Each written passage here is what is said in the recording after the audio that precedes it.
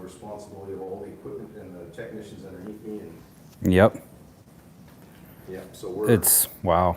We're lumped under I can't believe we're not even brought into the operations superintendent level, because those people, like the examples of them are former cab drivers, now they're operations superintendent. So they have no requirements. Yeah, yeah. Let's just see if this thing is working. Yeah, yeah. Oh, wow. Let's just see if this thing is working. That's clear. I never had it that clear before. Oh, wow. That's awesome. Okay, so now I gotta put this on mute and watch the chat. Is there any logged in right now? No, I literally just pushed.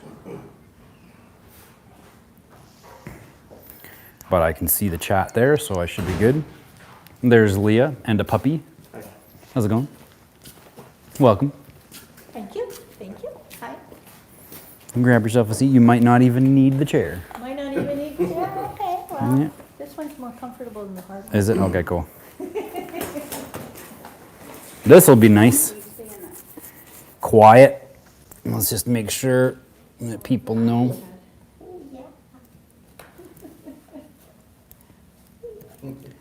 I just moved, and she's just a disaster at home alone now. She's not used to it, and she freaks out. Oh, yeah, yeah. I gotta take her with me. That's okay. I'm in a building, and I really don't want to get kicked out because she's so loud.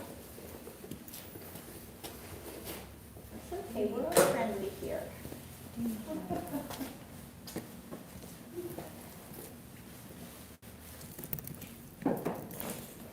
Okay.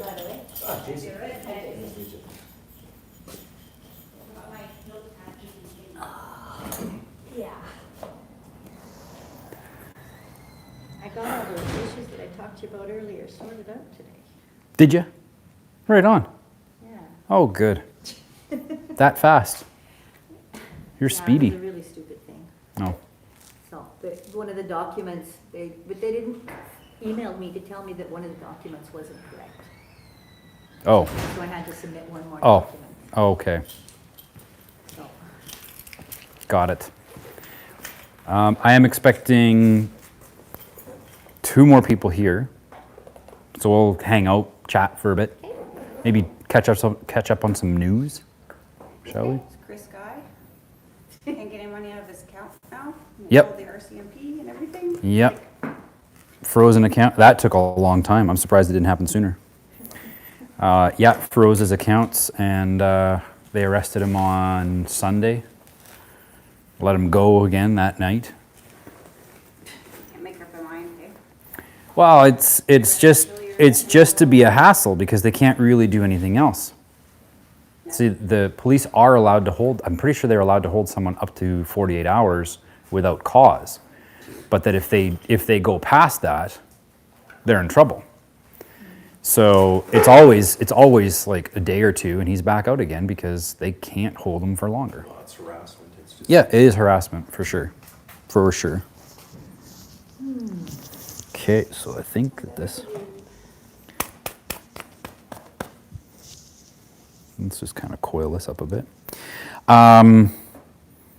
There's a lot that I'm not going to say because I'm on YouTube, but we can chat for a while. Is your wife coming? Your wife coming? No. No, okay. Yeah, so if you want, ask on Freedom Sword, and I'll share with you an amazing, about a 1-hour commentary today about geopolitics and what's happening on a global scale, and international relationships. Hey, you made it. Good stuff. Come on in. Wow, you didn't mess around when I said bring chairs. I know, right? Jeez. They were in my garage. Yeah, they were in my garage. So I thought this was like easy to bring. That's awesome. Lawn chairs. That's so Yeah, I awesome. don't have lawn chairs, so this was the next choice. Cool. Right on. All right, cool. I know some more people are going to come online. Definitely feel free to just leave a comment in the live chat there. I can see that on my screen. So if I'm not looking at you, I'm looking down here and I'm looking at them in the room. yeah. But yeah. I'll You'll take the link? Yep. Yep, it's about an hour long. It's a great summary. Yeah. Who's speaking? I can't remember the guy's name. Scott something or the other.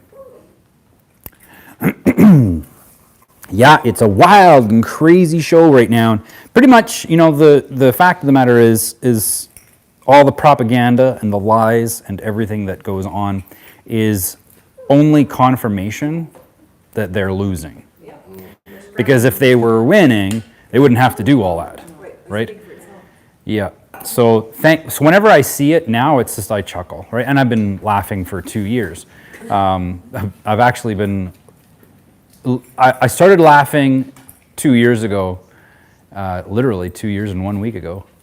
I started laughing then, and the reason why I started laughing then was because I was angry for 10 years and vocal for 3 at that point. Well, probably 4 years by that time. So, yeah, I just laugh at the whole thing. And of course, if you've watched any of my content for any more than a month, you know my sentiments on government.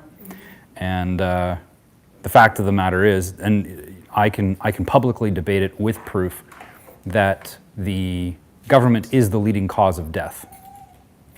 And they have been the leading cause of death for over 2 millennia.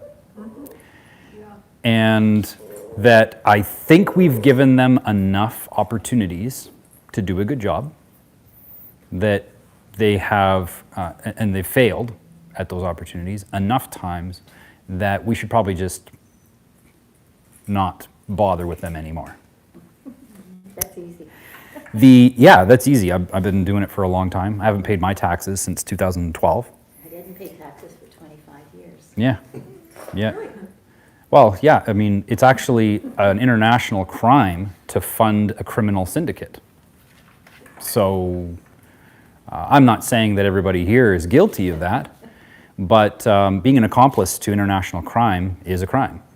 And throughout this year in particular, we're going to be sharing deeper strategies. And that's part of the business. That's part of the business coaching that I'm going to be doing, is showing people how to do that. How to make it so that they don't have, not only do they not have to pay, they can do so without having the government coming breathing down their neck about not paying.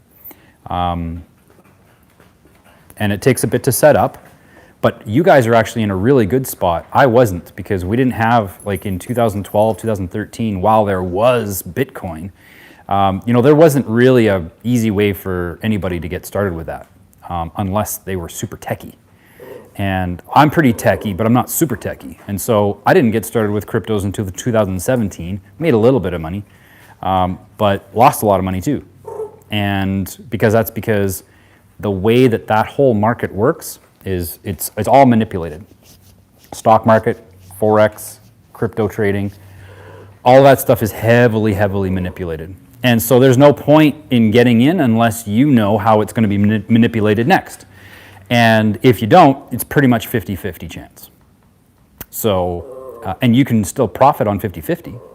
It's just a grueling uphill battle. You might as well be dragged on a gravel. Are you upset? She wants you to talk to her. Oh, hello. Okay. Hi. How's it going? How are you?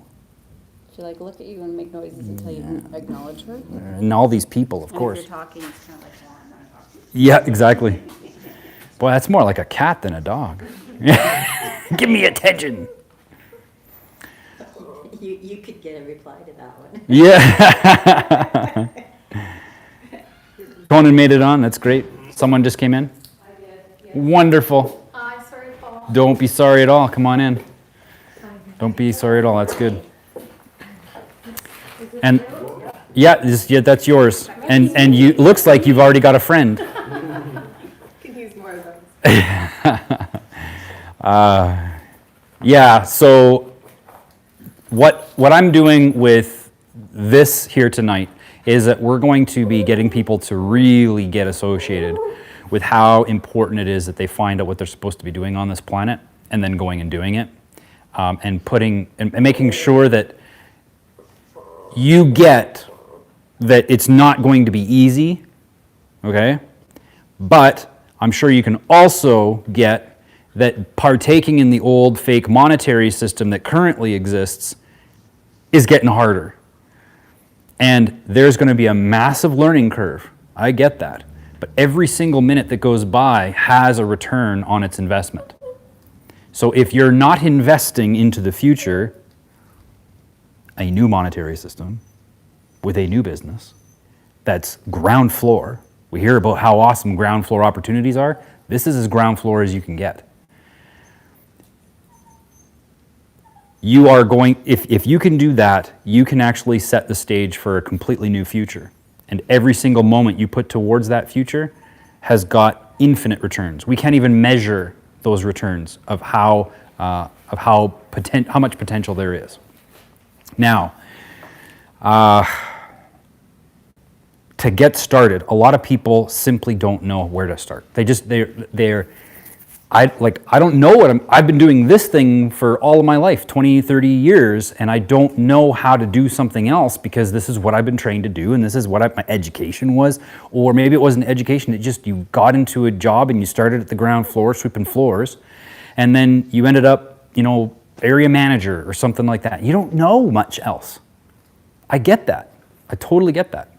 But we all have things that really piss us off. And that might sound like, whoa, I didn't want to go into something where this energy is all about my being pissed off. But no, this is where you find your passion. And if it's not something you love, maybe you already know what it is. Maybe you know what it is that you love. Great, awesome, that's your passion. Run with it full tilt. But if you don't know, find out what pisses you off. Because on the other side of that is something that you are passionate about. Because you don't get pissed off about something you're not passionate about. Right? You see an injustice being done, you see something that, a massive problem that people simply don't have to live with, that you know how to solve. There's your passion.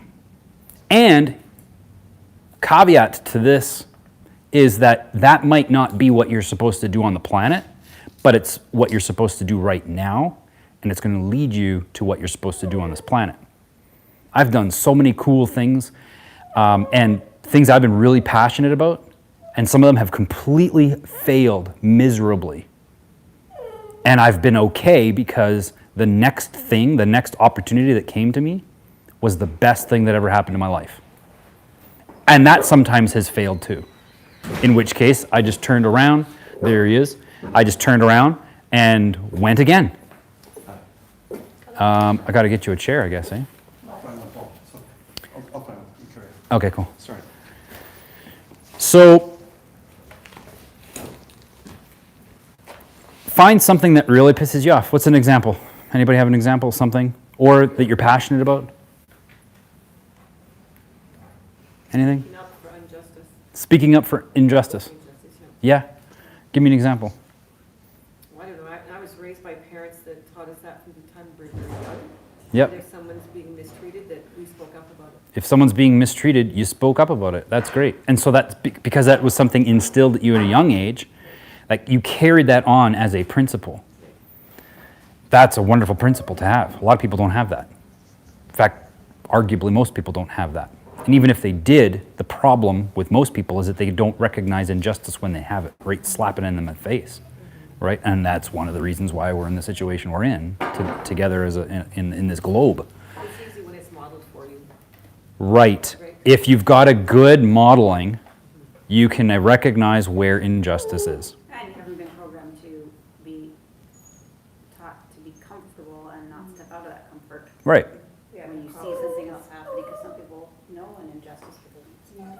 Right. Yep. Yep. But that comes from experience too, because the first time I stood up for something, you're nervous, you're anxious, you think you're gonna be disliked, or somebody's gonna yell at you, whatever. And you do, And then after a while, you just understand that it's the right thing to do. And Oh so- my goodness. Wolfie, you're online. Thanks, man. Let me accept no tax except property tax. Don't want to lose our home. Yeah, Conan, that's definitely a concern. I have a really naive Yeah. question, I guess, I don't know if that's necessary, but if we don't pay taxes, where does the money come to build our schools and our hospitals? Same place as it did before taxes, and your pocket. Yeah. We talked about this afternoon when I was here. Do you want me to answer that for you? Yes, that's why I asked. Sure. Because Canada, prior to about the early 70s, when they got off the gold standard in the United States, you're aware of that? Okay, 1971, they pulled the United States off the gold standard. And what that was about was, you could take 35, that became the global currency. You could take 35 US dollars and take it to the Federal Reserve or whatever. Oh, the American citizens were not allowed to own gold bullion. In 1933, they took all the gold bullion away from the American citizens and gave them so many dollars. I think it was 33 bucks. 33, isn't that an interesting number? Mason?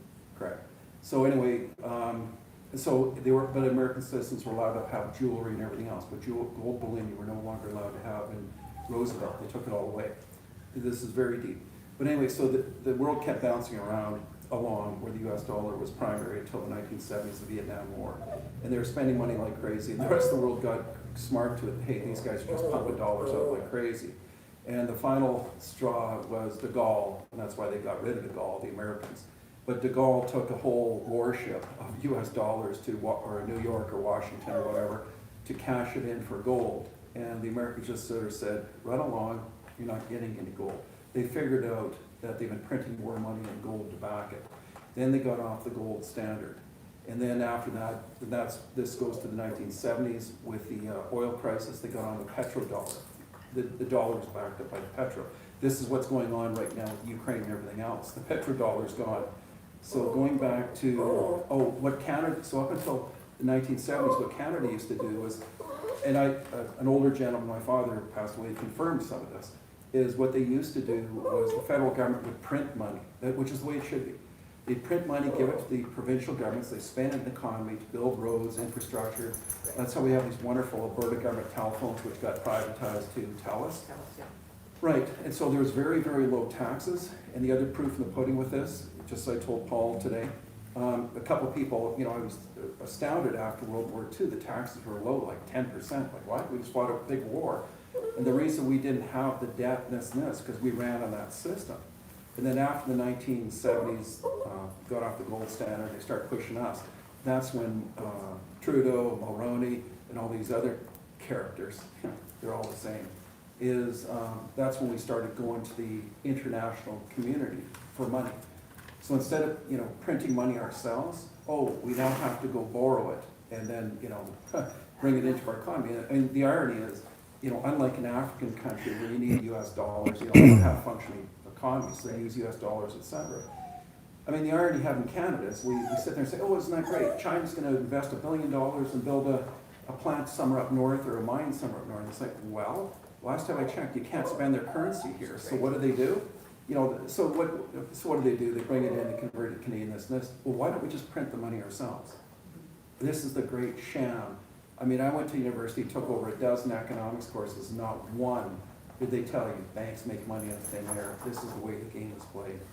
So going back, that's kind of the quick history lesson, is up until, and that's how we have this wonderful infrastructure, roads, schools, EGT and TELUS, hospitals, everything. That was all done debt-free. And then they decided to join the IMF, World Bank, the Bankers Club, and that's how, we're in trouble now. Okay, thank you. Awesome. So, Well, we're a third, we're basically a third world, we're a second world now. yeah, economically, we are a second world country now. Yeah. Socially too. So now, further to your question, like where does the money come from? Well, the same place it came from with taxes, your pocket. A lot of people have this conception that the government has money. It has absolutely nothing except for what it can take from you first. That's it. So that's why it's like, why are the taxes so high? And why are there potholes on the roads? Right? And it's because they don't give a shit about you. They want your money, not because they need the money. They hate you so viscerally that all they're after is control. That's it. They don't care about the money. They don't need the money. They can literally type numbers into a computer and create money. They don't need it. They want your life. They want to have dominion over you, period. That's it. But, so where do we come up with the money? Well, right now, a private corporation paved that road. cut out the middleman. We as communities can do that ourselves. We don't need anybody to manage that for us. Anybody. We can do that ourselves. The highway between Edmonton and Lloydminster, we can take care of that ourselves. We don't need anything from them. In fact, we don't get anything from them. This is the mindset shift that everybody has to have. The only reason they were able to build that road is because they used the threat of a force with a restricted weapon against you to get money to build the road. Can you elaborate on that? Taxation. Well, can I actually chime in too? I don't know. But until Klein came along, Klein was paid off by the internationalists, et cetera. Because remember, we used to tell the Alberta government highways, they would actually either do the roads themselves or contract it. We had all these regions, and then they privatized it, right? Oh, because it's more efficient, this, and competition. And my poster boy for all this is TELUS. The people of Alberta, through Edmonton Telephones and AGT, we paid for that. Yes. And then Klein privatized it. Oh, for what? So now, the last time I looked at an offer from TELUS, Optic, it's $100 odd. Your home internet should be costing you about $20 a month. Your cell phone should be costing you nothing more than $20 a month. Like the United States or Mexico even, it's cheap, Yeah, you even go to Europe, Eastern Europe, it's really cheap. dirt cheap. And Well, they say, and the yeah, high prices, though, that's not because of privatization. no, The no, high prices are because crony capitalists crony capitalism. just hike the prices up and fix them. By the Yeah. way, it's called neoliberal economics. And that was what Reagan, Thatcher, and Mulroney did in the 80s. Neoliberal. Neoliberal means just liberalize everything, privatize. They love to get rid of the healthcare, they love to get rid of the schools, and turn it all private. And that's the path we're on. Which is good. Like privatization of things is not bad. Private- What's bad is when the privatization occurs at the hand of government. Like, I have a private business. You have a private business. Just because it's private doesn't make it bad. Now, if the government were to be subsidizing you in order for you to do your work, that's bad. Why? Because somebody out there didn't have their consent to have their money given to you. That's why it's bad. Now, I get it. We need all these things. These aspects of our society are very important. But let's just be real here. We don't have a healthcare system. We have not even anything closely resembling a healthcare system. And yet, billions upon billions upon billions of dollars are spent on healthcare. And if we take a look at the last 2 years, from all of the money that was spent on COVID, how many hospital beds were added? 0. So they don't care about us. They hate us. They want us to die. And by die, I mean have nothing and be happy. Like, this is the level of evil that we have allowed. So are we talking about politicians, or are we talking about all the people? Because I worked in medicine for a long time, Mhm. and I've worked with doctors that are absolutely phenomenal in their work. Right? I worked for one individual who gave all of his air miles to his grad students Mhm. to fly home at Christmas time. Yeah. I know another doctor that actually pays for her patients to come in because they can't afford taxis. Right? She pays for that, she's paid for some of their rent. Like, there's a lot of very good doctors out there. Correct. But they are not the system. It's the Yeah, system, it's the exactly. system. I That's would the say it's problem. because they aren't political. They aren't part of that 1% or 5% that want to climb someplace Yeah. and be with the in crowd, like. Well, just- what it is that they hold to their oath, is what it is. But, I've seen that change in the last couple of years. and that's changed. Yeah. There's a lot of sellouts there. And in fact, I would challenge to meet with any one of the doctors that you know, and I would love to find out how many exemptions have they issued out. That will tell me whether or not they're actually good. And they may be doing good things, but a good doctor would have not been compliant with the order to not provide exemptions. But can I chime in again, as usual? But it really, to me, it comes down to evil. And the problem is the people who are not religious or faith, they have a different understanding. They think it's bad. They don't understand evil. And you're dealing with evil. I don't know if I agree with that, but Well, I don't think enough people understand, once again, there's good, there's bad, you do something good, bad, and then there's a quality which is usually associated with religion and faith. You're dealing with evil. And not those doctors. And that's the problem people don't Yeah, appreciate. and again, I have I huge, understand that because the pharmaceutical companies control an awful lot of what goes on. I Yeah. know Pfizer, because they slowly became very large. But And part of it is- they decided kind of funding, they'll give the universities if they lie about the results and stuff. But part of it's the Bible and being deceived. People get deceived into doing. No, actually, he shouldn't even be They talking. mean well, that was required from the doctors. I'll take Obviously, over. the vast majority of doctors, the vast majority of the police, they are good people, but they're caught in, an evil system structure. You don't lose your The job, moment- you lose your paycheck. Yeah, but this is the thing, right? The moment they are good, they lose their license, Correct. right? The moment they actually do something good, like for instance, provide exemptions. There's a doctor that I know personally. If he were to provide an exemption right now, he would be completely stripped of all ability to help anybody in healthcare ever again. Not much I understand. Right. Now, he doesn't, but he's gone ahead and shifted his focus and he doesn't practice medicine anymore. He's shifted his focus in doing something that he can do with what he's got. So I think what I don't like to hear is when it's, all healthcare people are bad, or all doctors are bad, or all this is bad, and If they're complying, they are. I wouldn't agree with that. I mean, we don't It's hard to understand. hear. But they may if be they one- comply, Well, that's easier to say. It depends if you have a family, you have a certain income, if you have, I know some amazing people in my life, and they can't just say, I'm not gonna work at my job anymore. They can't. Well, they can. I did. Thousands upon tens of thousands of people have had I'm to. on leave without pay right now. Yeah. Because I will not comply with something that is going against my beliefs. Now, again, I'm not saying that they have to quit. I'm just saying that you said that they can't, and they Well, can. not they can't, but I know that some stay at the hospital, and they're researchers, and they're they're teachers and professors. Yeah. They stay there because they care.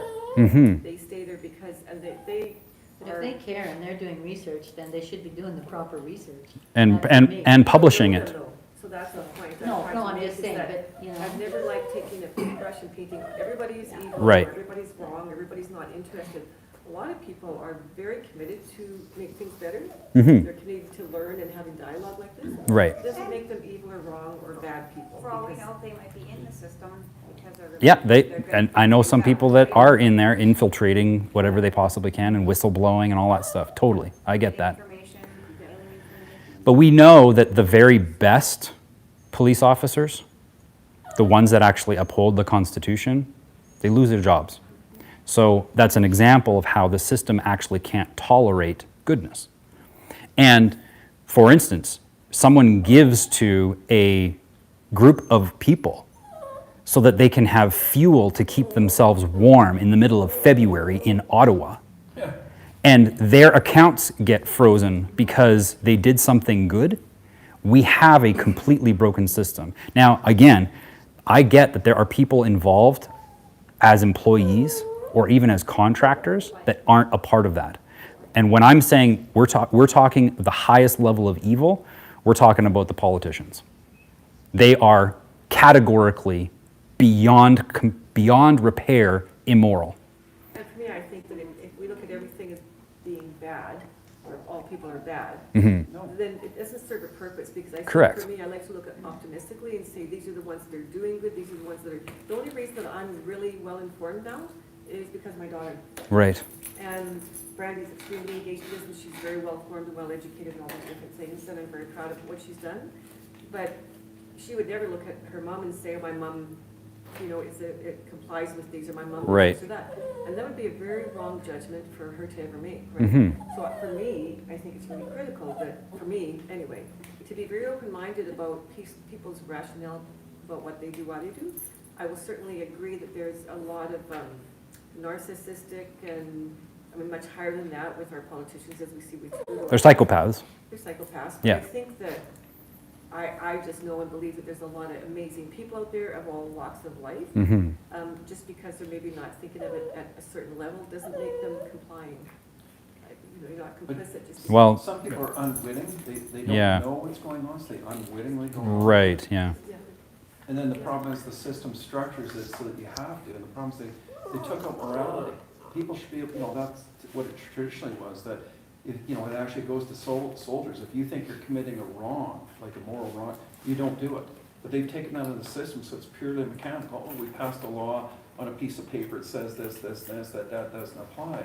And it's like, well, we're men and women, we're not machines. So But you think soldiers are wrong? no, it is, pardon me, I can ask questions, Brendan. no, what I'm saying is, there's an out clause even for soldiers. They are not allowed to commit war crimes. So if your commander gives you a wrong order, Right, then you are expected to disobey it. right, I understand that. And by the way, once again, the vast majority of soldiers, police, nurses, everything like this, doctors, all these people are wonderful people. They're true, honest people. But the problem is, whether it be the system or through deception or coercion, you get put in these really difficult positions. And I think a lot of them just sort of turn a blind eye to various things. And that happened in World War II. And the Nuremberg trials are still going on, right? And they're still bringing people to justice, because that's what needs to happen in order for that precedent to be set. And by the way, And we need to actually keep going, because I don't want to be here past When I 8:30. say blind eye, what I mean is, sometimes they just won't enforce the law. They know it's wrong, they just turn a blind eye and let it go away. Right, yeah. Okay, sorry, Paul. I've Yeah, no worries. So the point of this this section of the presentation is really to stress in people's minds that we need to be self-governing. If we're not self-governing, then we are going to be losing. That's just how it works. Throughout history, whenever someone passes up their own self-responsibility, their own self-governance to someone else, they lose freedom. They lose freedom every single time. There has never been a reduction in government power by the government. They've never done it. And I can prove it, because you can go ahead and vote conservative if you want. And then, 2 years, 4 years, 10 years goes by, and people get sick and tired of that. And so then they vote the other way. And then the people that are running the other way, they're like, let us undo all of the things that this terrible government has done to you. And that's their platform. And then people go ahead, shuffle their feet like cattle into voting booths and make it happen all over again. These people come into power. What do? They do not remove the ability for these positions to conduct the things that they said shouldn't be done. Let's put it into another perspective. People complain about Kenny. They complain about Trudeau. They complain about, Notley. They complain about Doug Ford. And you can name them all. We need to get them out. We need to vote them out. Okay, go ahead. What happens then? Nothing, because the position is still capable of doing these atrocities. And since the positions are capable of doing these atrocities, that means the only people who are going to put their name on a ballot are psychopaths. Why? Because good people don't seek positions that have that kind of power. They don't. Good people avoid situations like that, of having that kind of power, of wielding that kind of authority. It's so repulsive to good people, they don't put their name on ballots. And every single time another person gets in, the level of power exerted increases. That's why the taxes keep going up. They need to pay for that big government that just keeps on squashing the old government. How's it going? No problem. No problem. Come on in. Let me help out the chair here. Perfect, thank you. No problem. Gee, what happened? Can I put you here? Hi. And you know what? Here, this chair is going to be much more comfortable for you. No, this one's going to be better for you. There we go. So, if we're to be independent, financially independent, we need to consider that we need to create our own economy. That's what we need to do. And when it comes to doing so, especially starting out, you need community. You need a community of people, a network of people that want to see you win. That's why I started Freedom Sword. I didn't start Freedom Sword because I wanted to get into common law. That's a great thing, but I didn't start it to get into that. I didn't start Freedom Sword because I wanted people to be financially free. That's great, but that's not why I started it. I started it because I knew that for anything that we wanted to come to fruition, we needed a community that stood for it. That's why I started Freedom Sword. So, you got to hear a little bit what pisses me off. Now, let's move on to, any questions about that so far? Any questions about that? Okay. Find out what you're passionate about, because therein lies an opportunity. And some people will be like, well, no, I can't charge people for ranting about what I'm pissed off about. Oh yeah? Go scroll through some podcasts and just go and see how many people are making money ranting. Now, it doesn't mean that it's going to happen tomorrow. No, it's not going to happen tomorrow. You're not going to build a business and then boom, all of a sudden be making full-time income. It doesn't work that way. If it does, probably not going to last.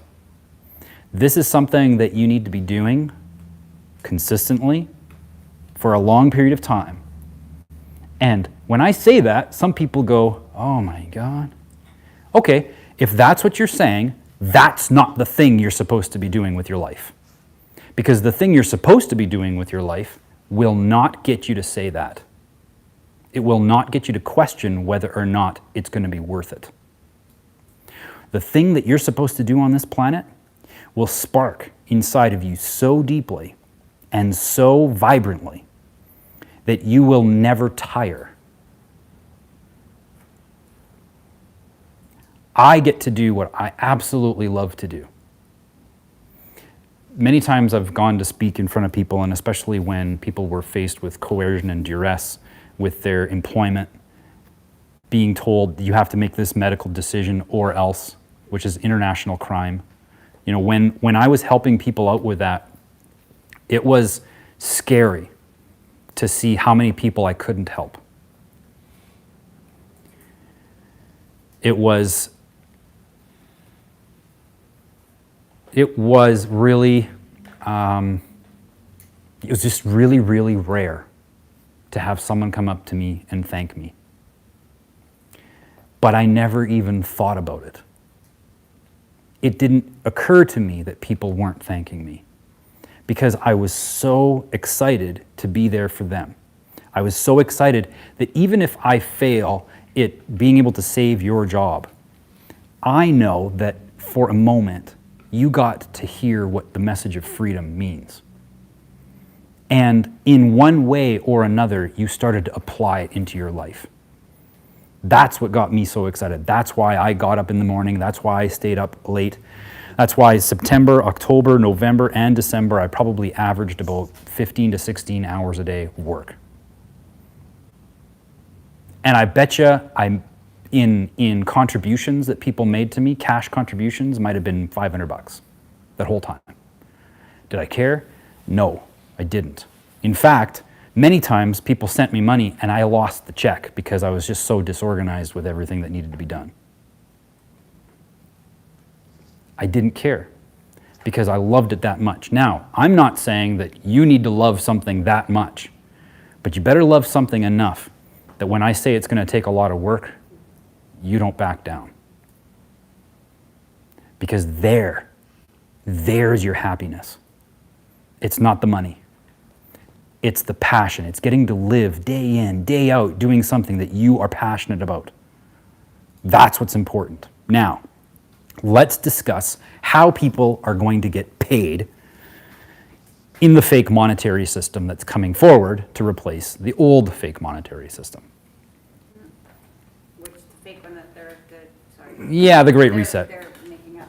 Yeah, the Great Reset. So the Great Reset, some people say that that's a conspiracy theory, which is absolutely insane. Just go to the World Economic Forum website and you'll see it all over the place. It's not conspiracy theory, it's conspiracy. Period. They want to make it so that we don't have property. They want to own everything. And it's kind of funny too, because they say, you'll own nothing and you'll be well, who's going to own the things that we no longer own if nobody's going to own it? And who are we renting from if nobody can own it? Just, simple questions that simply don't get answered. You are going to get paid X amount of dollars. It is going to be called a dollar, by the way, in jurisdictions where it's a dollar. And then, if it's a ruble, well, it wouldn't be a ruble, because they've said no. If it's a dinar, if it's a peso, whatever the case may be, it's going to continue to be called that. But it's going to be tied to the Central Bank of Digital Currencies. And that Central Bank of Digital Currencies is going to be run by folks like the World Economic Forum, under direction from the current central bankers, such as the Rothschilds and so on and so forth. Now, again, that's not theory. That's how it is. And it's been that way for quite some time. That's why one of the Rothschilds boys, he made an urgent message to everybody saying that we have to save Ukraine, because they've got tons of operations in Ukraine that they can't have go down. And he even said, this is a threat to our global order. Global order? Who said that you were in charge of a global... I mean, I hate to sound like Monty Python, but I didn't vote for you. But that's what they're after. And you're going to get paid a flat rate. Doesn't matter if you're a doctor, doesn't matter if you're a lawyer, doesn't matter if you sweep floors at a lumber yard. You're going to get paid the same, everybody. And you'll get a raise if you report to the authorities, I didn't partake in a medical experiment. Social credit. If you're a good citizen, you'll get paid a $30 raise next month. But of course, you have to continue being good if you want that $30 raise in the following month. That's the level of control. Oh, there's more actually. Let's say, for instance, they've got a new curfew because a new variant is out there. You can't travel more than 5 kilometers from your home. Don't worry, they've got that taken care of. Because if your phone goes 5 kilometers away from your house, you won't be able, your head will explode. Isn't that a Star Trek?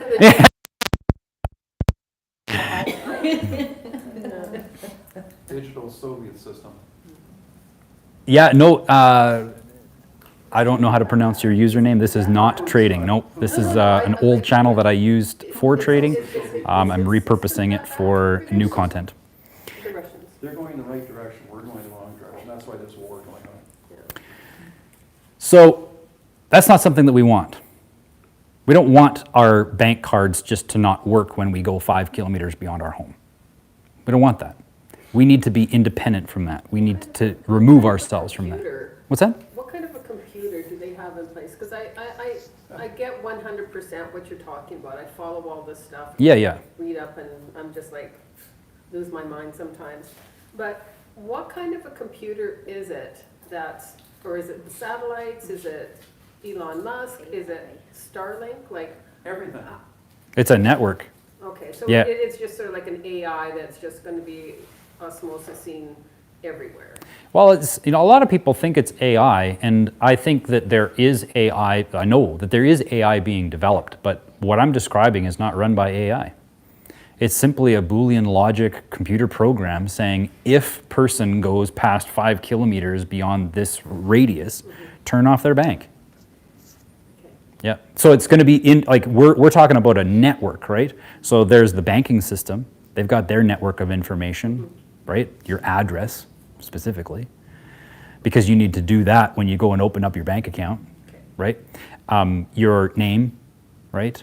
Your ID, your credit card information, your credit score, all that stuff. And then there's the network of computers, like with Google, right? Where they can track your location, even if your phone is off, by the way.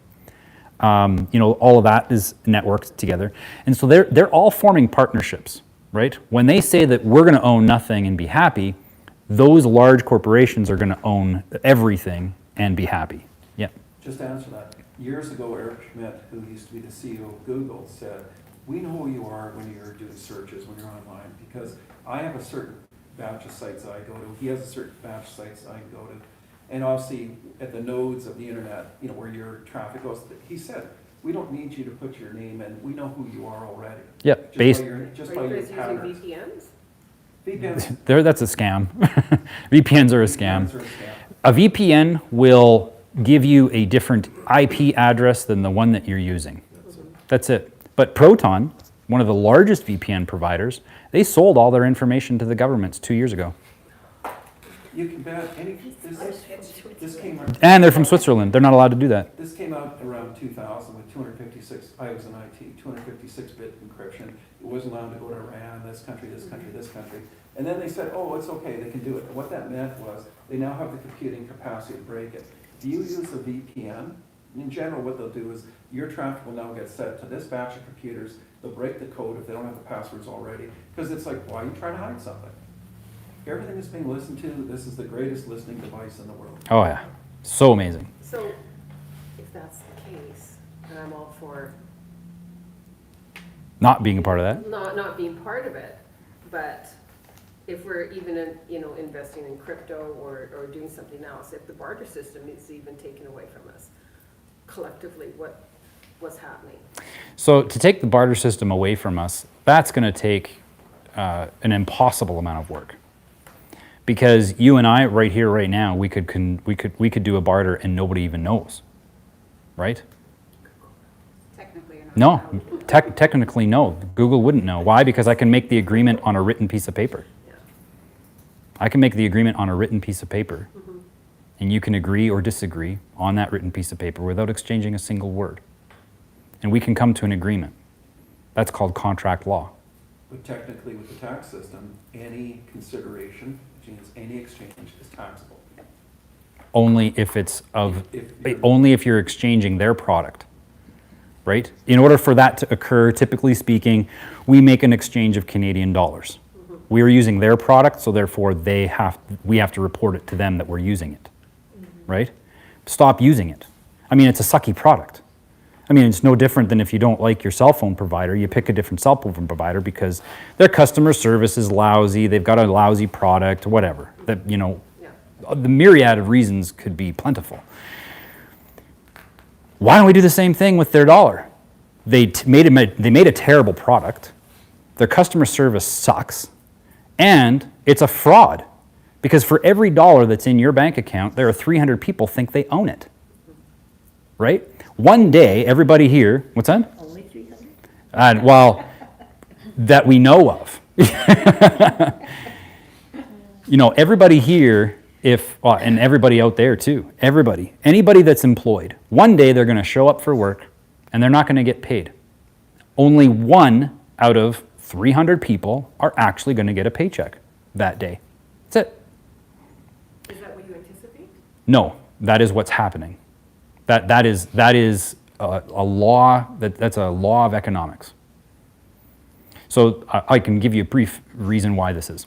So fractional reserve. Are you familiar with fractional reserve banking? A little bit. Okay. So let's say for instance you put $100 into your bank account. Fractional reserve banking allows the bank to lend out $98 of that $100, and then the $98 that ends up in my account because I borrowed it, 96 of those dollars, give or take, that percentage gets lent out again. And the Canadian government allowed that leverage to be issued by the national banks, not the regional banks, they have different rules. But the national banks all are allowed, on writing, allowed to do that 300 times. So way overextended and the money just doesn't exist and. That's right. And they're charging interest on it. And they're charging interest on it, on something that doesn't exist. Which is, Yeah, it is, what's hilarious, and I've been saying this for almost 2 decades now. You know why the Ponzi schemes were made illegal? Because the government hates competition. and like the bank system. They want a monopoly on criminality. That's what they do. They have a monopoly on force. They can murder people. We can't. They can do it without any consequence whatsoever. We can't do that. They can take money from you. I can't take money from you. That's a crime, right? They can do it all day, every single day, for as long as they want. So they, again, this goes back to the level of hatred that they hold for us. There is no, like, Satan doesn't even have the level of contempt for us that governments do. And we know this because they're the leading cause of death, beyond compare. People say, no, it was tuberculosis. No. Tuberculosis did not kill 200 million people in the 1900s. 200 million in the 1900s alone. And I made a post the other day. I said, in the 1900s, the government killed 200 million people. The 2000s showed up, and the government was like, hold my corona. I got this. And I know, like, mathematically, there's actually an article right now. It hasn't been posted yet, but I get to see some of the posts that get put out by, we've got a team of people within Ethics Over Fear, and we got investigative journalist that's in there, and he's actually working on a piece right now that shows the data. And again, this isn't his data, this is government data showing the beginning of a mass extinction event. So 200 million people, it's kindergarten compared to what they got going on right now. But again, that's all the negative stuff. We don't have to partake in any of it. We don't. The thing is that we just need to start looking. And for a while, we're going to have a foot over here in the old system. I still have a foot over here in the old system. I use Canadian dollars for things. I need to go get groceries, and I have to use Canadian dollars to do it. And then there's another foot over here. This foot, you have to be in charge of it. I can come up with some suggestions, but I'm not going to tell you what to do. This is where freedom is, because it's all requiring self-governance and self-responsibility. Nobody's in charge. Nobody. But the beautiful thing is that when nobody's in charge, the opportunities are literally boundless. There are people right now who are working on infrastructure projects that make it where these roads right here are paid for in plenty, with reserve funds completely available to do all of the repairs. And here's the thing, the entire booking system, bookkeeping system, is public. So you can tell whether or not the money that went to the road went to the road. And you can hold it to account. Where, yeah, in fact, I don't have to pay for a road that's in Calgary because I never use it. The money that I put towards roads goes towards the roads I use. Because we have this beautiful thing called tracking technology. And it tracks wherever I am on the globe.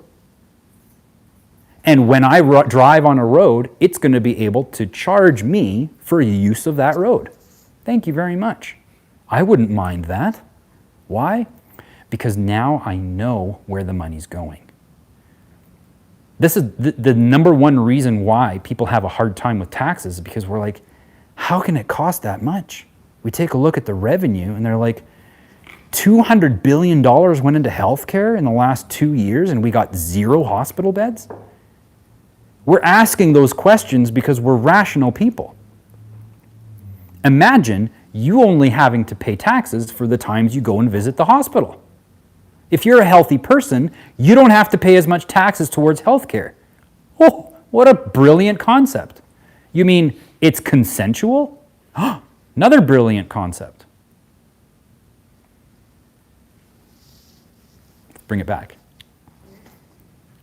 We need to go into a system that doesn't rely on the faulty product called the Canadian dollar.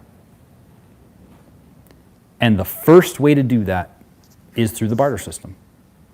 The last website that I built before I became a freedom fighter full-time, I actually accepted silver in payment. And it was a glorious thing.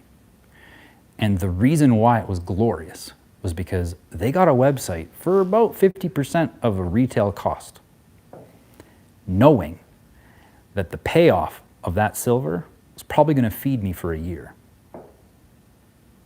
Because in an economic crisis, 1 ounce of silver will buy you a month's worth of food. And right now, an ounce of silver is $35, $38 or something like that, Canadian, I think. The one I bought was $38.70 US. 38. Yeah, well, that's because of their fee that they put on. Right, yeah, premiums and stuff like that, yeah. But It's been a while since I bought. could be different today or tomorrow. Right, yeah.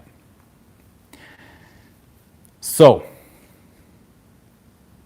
this is why I say it's so important that people find out what it is that they're supposed to be doing with their life.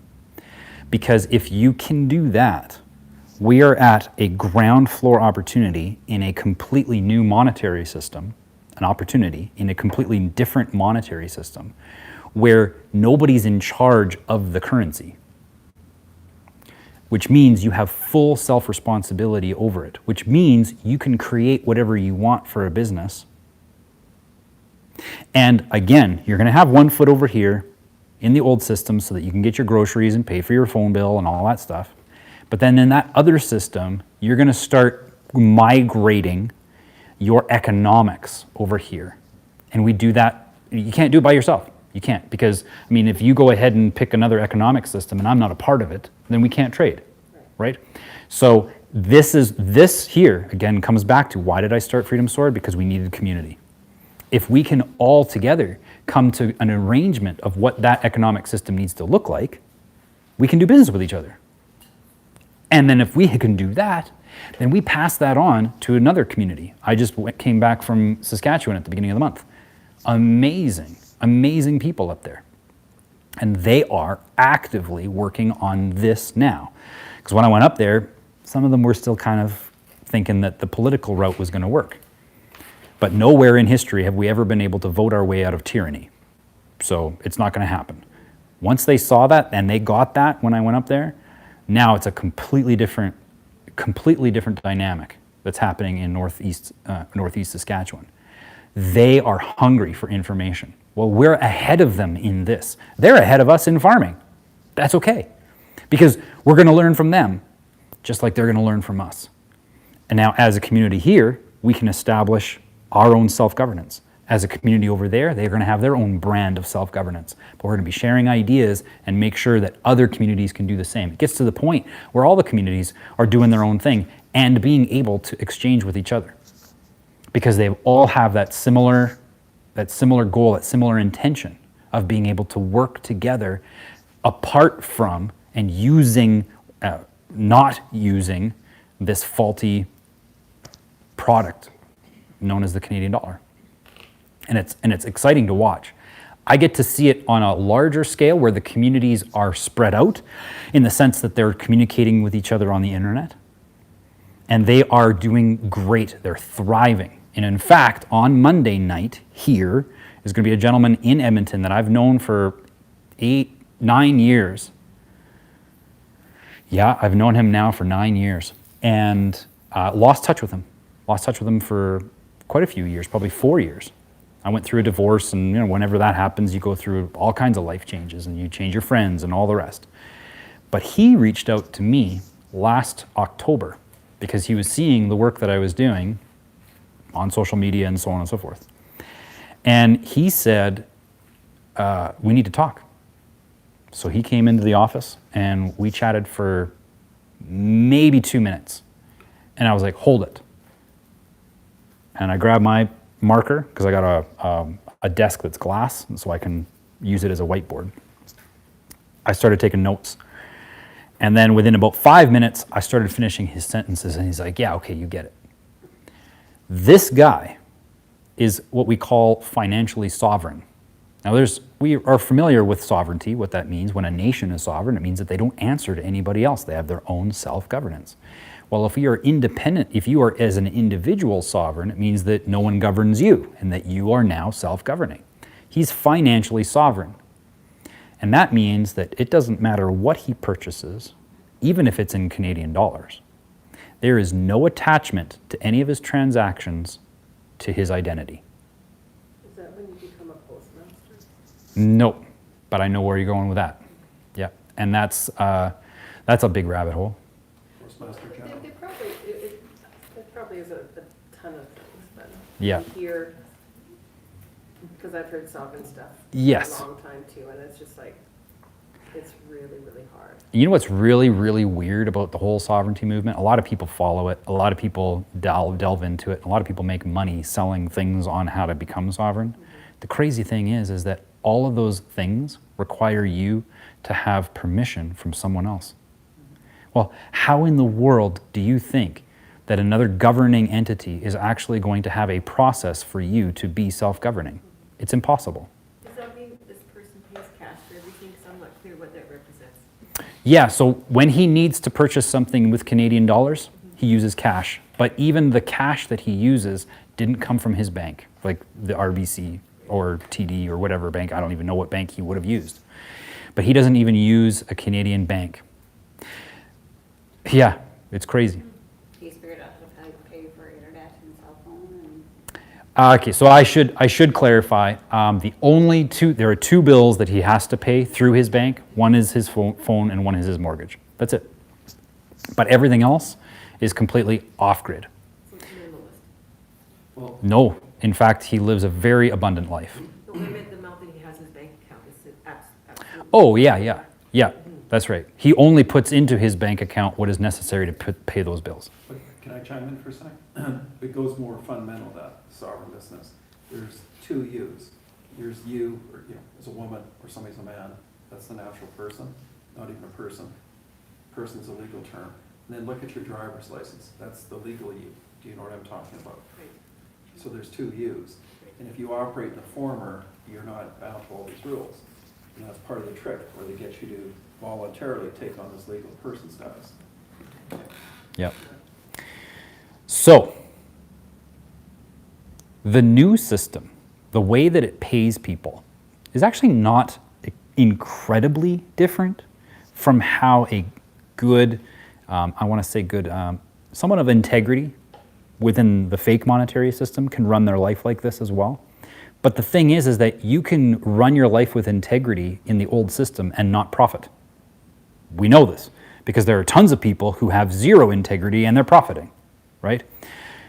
In this system, you cannot have a lack of integrity and not suffer the consequences. Said differently, because that's a double negative in there. If you have integrity, you're going to be paid more than if you don't. Okay? That's powerful. Now, when I say integrity, what do I mean? Well, I said that you have to have a passion. You have to have something that you're working towards, something that you want to solve for other people, that you recognize as a need that other people have, that you're able to provide for them. You have an intention to help someone with something that they maybe never even knew existed before. Or maybe they know exists but don't know how to go about it, and you can be the guide for them. Your intention to help them needs to be communicated. And to the degree that you are able to communicate what your intention is for someone else, is the degree to which they will be able to capture that vision and want to do business with you. But take it to the other step, and that is when you do business with them, to the degree that you fulfill on the intention, is the degree to which you will be paid. If you cannot fulfill on that intention, you will be paid less. And if you fail on all fronts, you'll be paid nothing. Within the ecosystem that is this new monetary system, within that ecosystem, there have been people who've come forward, and it's kind of like, we're familiar with the concept of like stocks, right? Where, there are so many stocks available within that company, and the more it gets purchased, the higher the price. If people have lack of faith in that product or that company, then the stock market that particular index goes down. Now, what's happened is in the past, if someone wants to inflate the price of a stock, let's use Tesla for example, because it skyrocketed to heights that most stocks just never hope to accomplish. But it did, and then it dropped, and then went back up, and then it dropped, and the ranges which it went up and down were like 20% in one day sometimes. And it was insane the amount of profit that was available for a lot of people. But here's what happens, and I'm not going to talk about it here, I'm not going to get into it, but there's a video that I can share with you that goes into that, if that's something that you're interested in, to see exactly how that manipulation occurs within the market. But when the price is going up, what's happening is that there are a whole lot of people with a whole lot of money pooling their funds together in order to bring that price up, usually because they've already made an investment prior to it going up, and they want to see it go up more. So then they get a whole bunch of influencers, they get the news to talk about it, they get all kinds of stuff to happen to generate lots of involvement so that you and me, when we start to see that price go up and then we hear about it on Fox News, we're all like, oh, I better go to my bank right now, and you can go to TD and you can buy a stock like for $7 or whatever. Boom, I'm in. But you missed out of all of the growth, right? You came in over here and it stops growing right here. That's how that works. What happens? All of those people that invested way over here, they now see all of that new money that's come in because of all of the media, and everybody rushing to the bank, and they cash out. Should we shape it like this? Kind of pyramid scheme? Yeah, it's like a pyramid scheme because it just drops. And it drops significantly. In fact, sometimes it drops so much they have to stop trading because it's just so bad. So then all kinds of people lose money. And they all go, oh my gosh, I lost so much. Look at, I put in $400 and now I got $100 left. This was a disaster. I'm out. They take their money out. A week goes by and then the price starts to go up. Wait, how did that happen? Everybody pulled their money out. That's just the big guys bought in. Remember? They sold up here. Price bottomed out. Everybody took out their money. They rebought. And they do it again. This is exactly how the markets work. It's funny to me whenever I see people who do commentary on like trading videos and stuff like, because I did trading for quite a while. When I'm watching people do these trading videos and they're talking about, they use this one tool, it's called the RSI, and there's a meter, and the meter goes up and down, it oscillates. And whenever it's up high, it's called overbought, and whenever it goes down low, it's called oversold. And it's like, it doesn't exist in today's markets. You don't have something that's overbought, especially currency. Like, it's like, people are saying, oh yeah, I'm going to trade the US dollar with the British pound and go back and forth. Oh, it's overbought. What do you mean overbought? It's just currency. You don't overbuy currency. Oh, it's oversold. Who sold it? And why is it being who's it being sold to? Someone that bought it. Like, it's a zero-sum game. There's no overbought or oversold, right? So it's hilarious to me whenever I see those kinds of things because people have this frame of mind that this is how it works. No, it doesn't work that way at all. The markets are all manipulated. Now, the reason I tell that whole story is to bring back the new monetary system, the way that it's working right now, is that, well, I mean, we see it in like Bitcoin, Ethereum, Ripple, those kinds of things, where people will come in with like $250 million. And they'll just be like, oh, I want to make some money off of this. Musk did that with Dogecoin. He buys a bunch at cheap price. And then he steps back and he goes on Twitter and says, I'm going to buy a bunch of Dogecoin. Dogecoin, rather. He already bought it. The reason he tweeted it is because he wants more people to buy it. So a whole bunch of people bought it because Musk did it. That's a manipulation. That's allowed? That is totally allowed. 100%. 100% allowed. Corruption in the West, remember that. There's absolutely no corruption in Yep. the West. There's no corruption in the West. Don't worry about it. And if I can't build on that, remember that's how apparently the Rothschilds made their fortune Yep.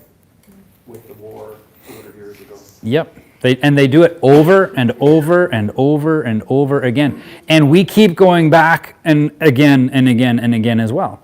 Not knowing that this is what's going on. Once you see it, it's just like, oh, how could we be so dumb? But that's why in that world it's called smart money and dumb money. Literally, in that world, that's what they call it. And in fact, the people that trade at the higher levels, they're always actually aiming to take the dumb money. That's their job. When they wake up in the morning, they don't look at charts. They look to see who is holding what positions and where can we take the liquidity from. That's what their job is. So they walk in and they see, oh, you know, there's 700,000 people who have put money in this direction, and say collectively they put in $100 million to go up. Those 700,000 people, let's say. They said that was going to go up. They could have a smaller group of people, say 100,000 people, who put towards like a $50 million short. Because there's more liquidity, there's not more people saying it's going to go down, but there's more liquidity going down. They're going to push the price down, because they think it's going to go down, they push the price up because they'll lose less money that direction. They're going to make more because people think it's going this way.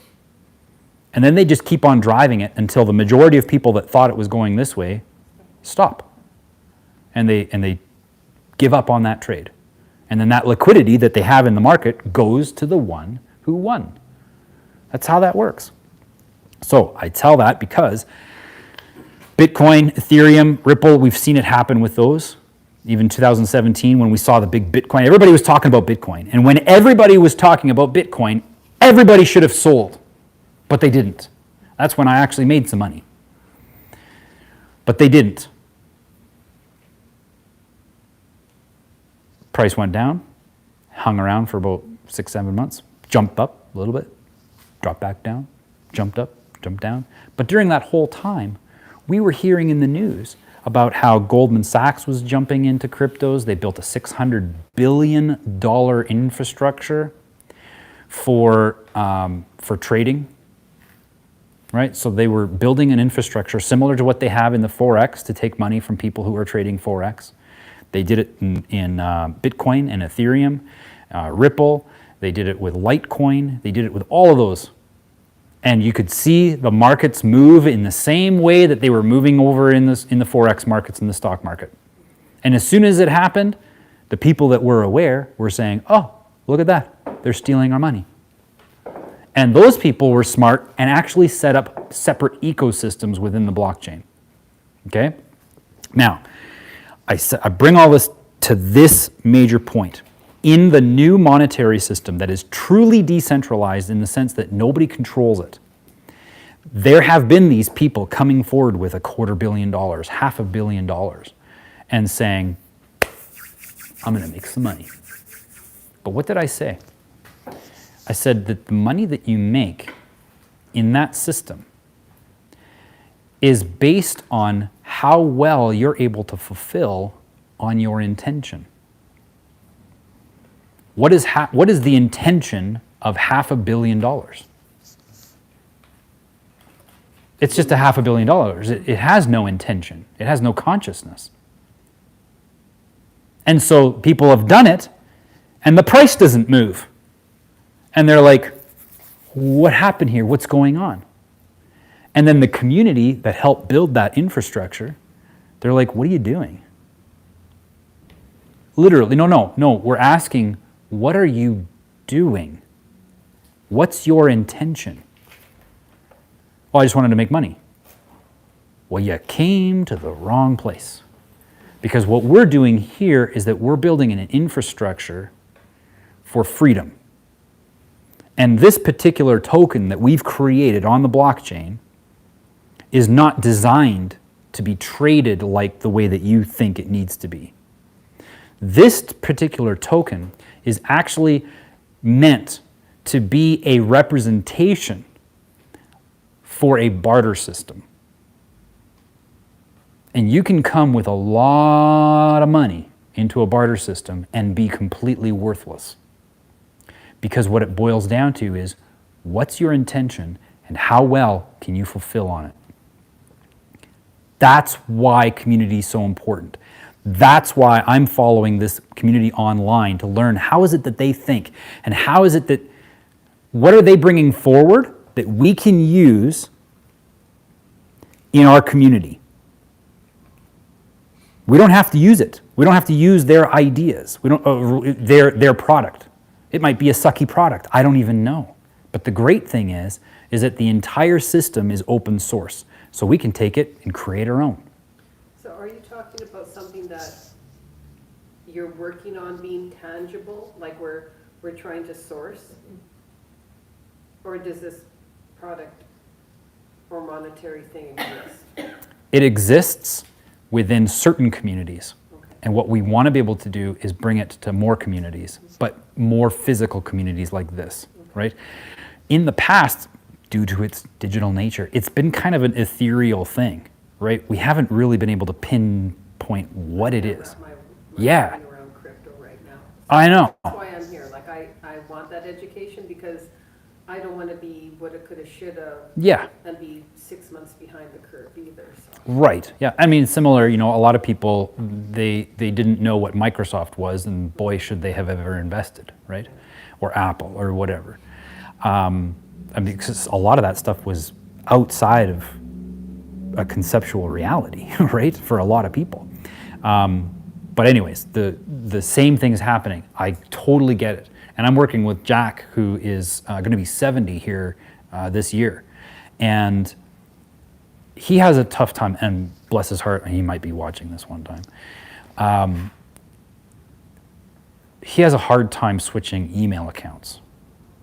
Okay, that's his technical, like he has a hard time with that. And he doesn't even check his email on his phone because that's too complicated.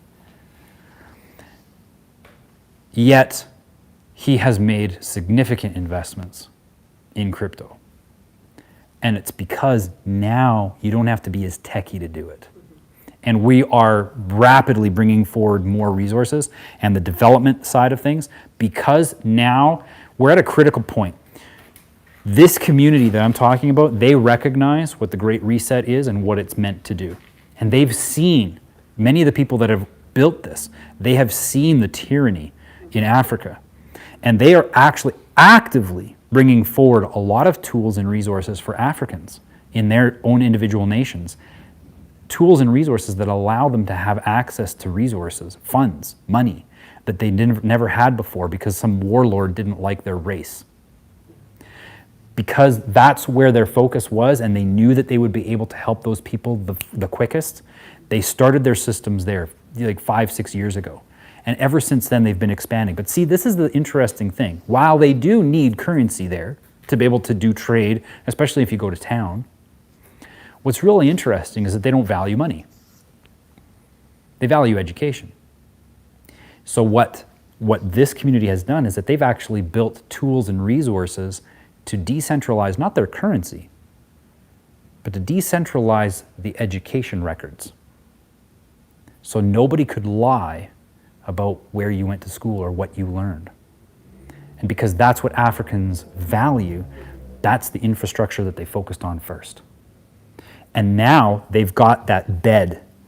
And we're going to see over the next year these tools be adapted for other areas of our life as well. That's why I talk about the roads.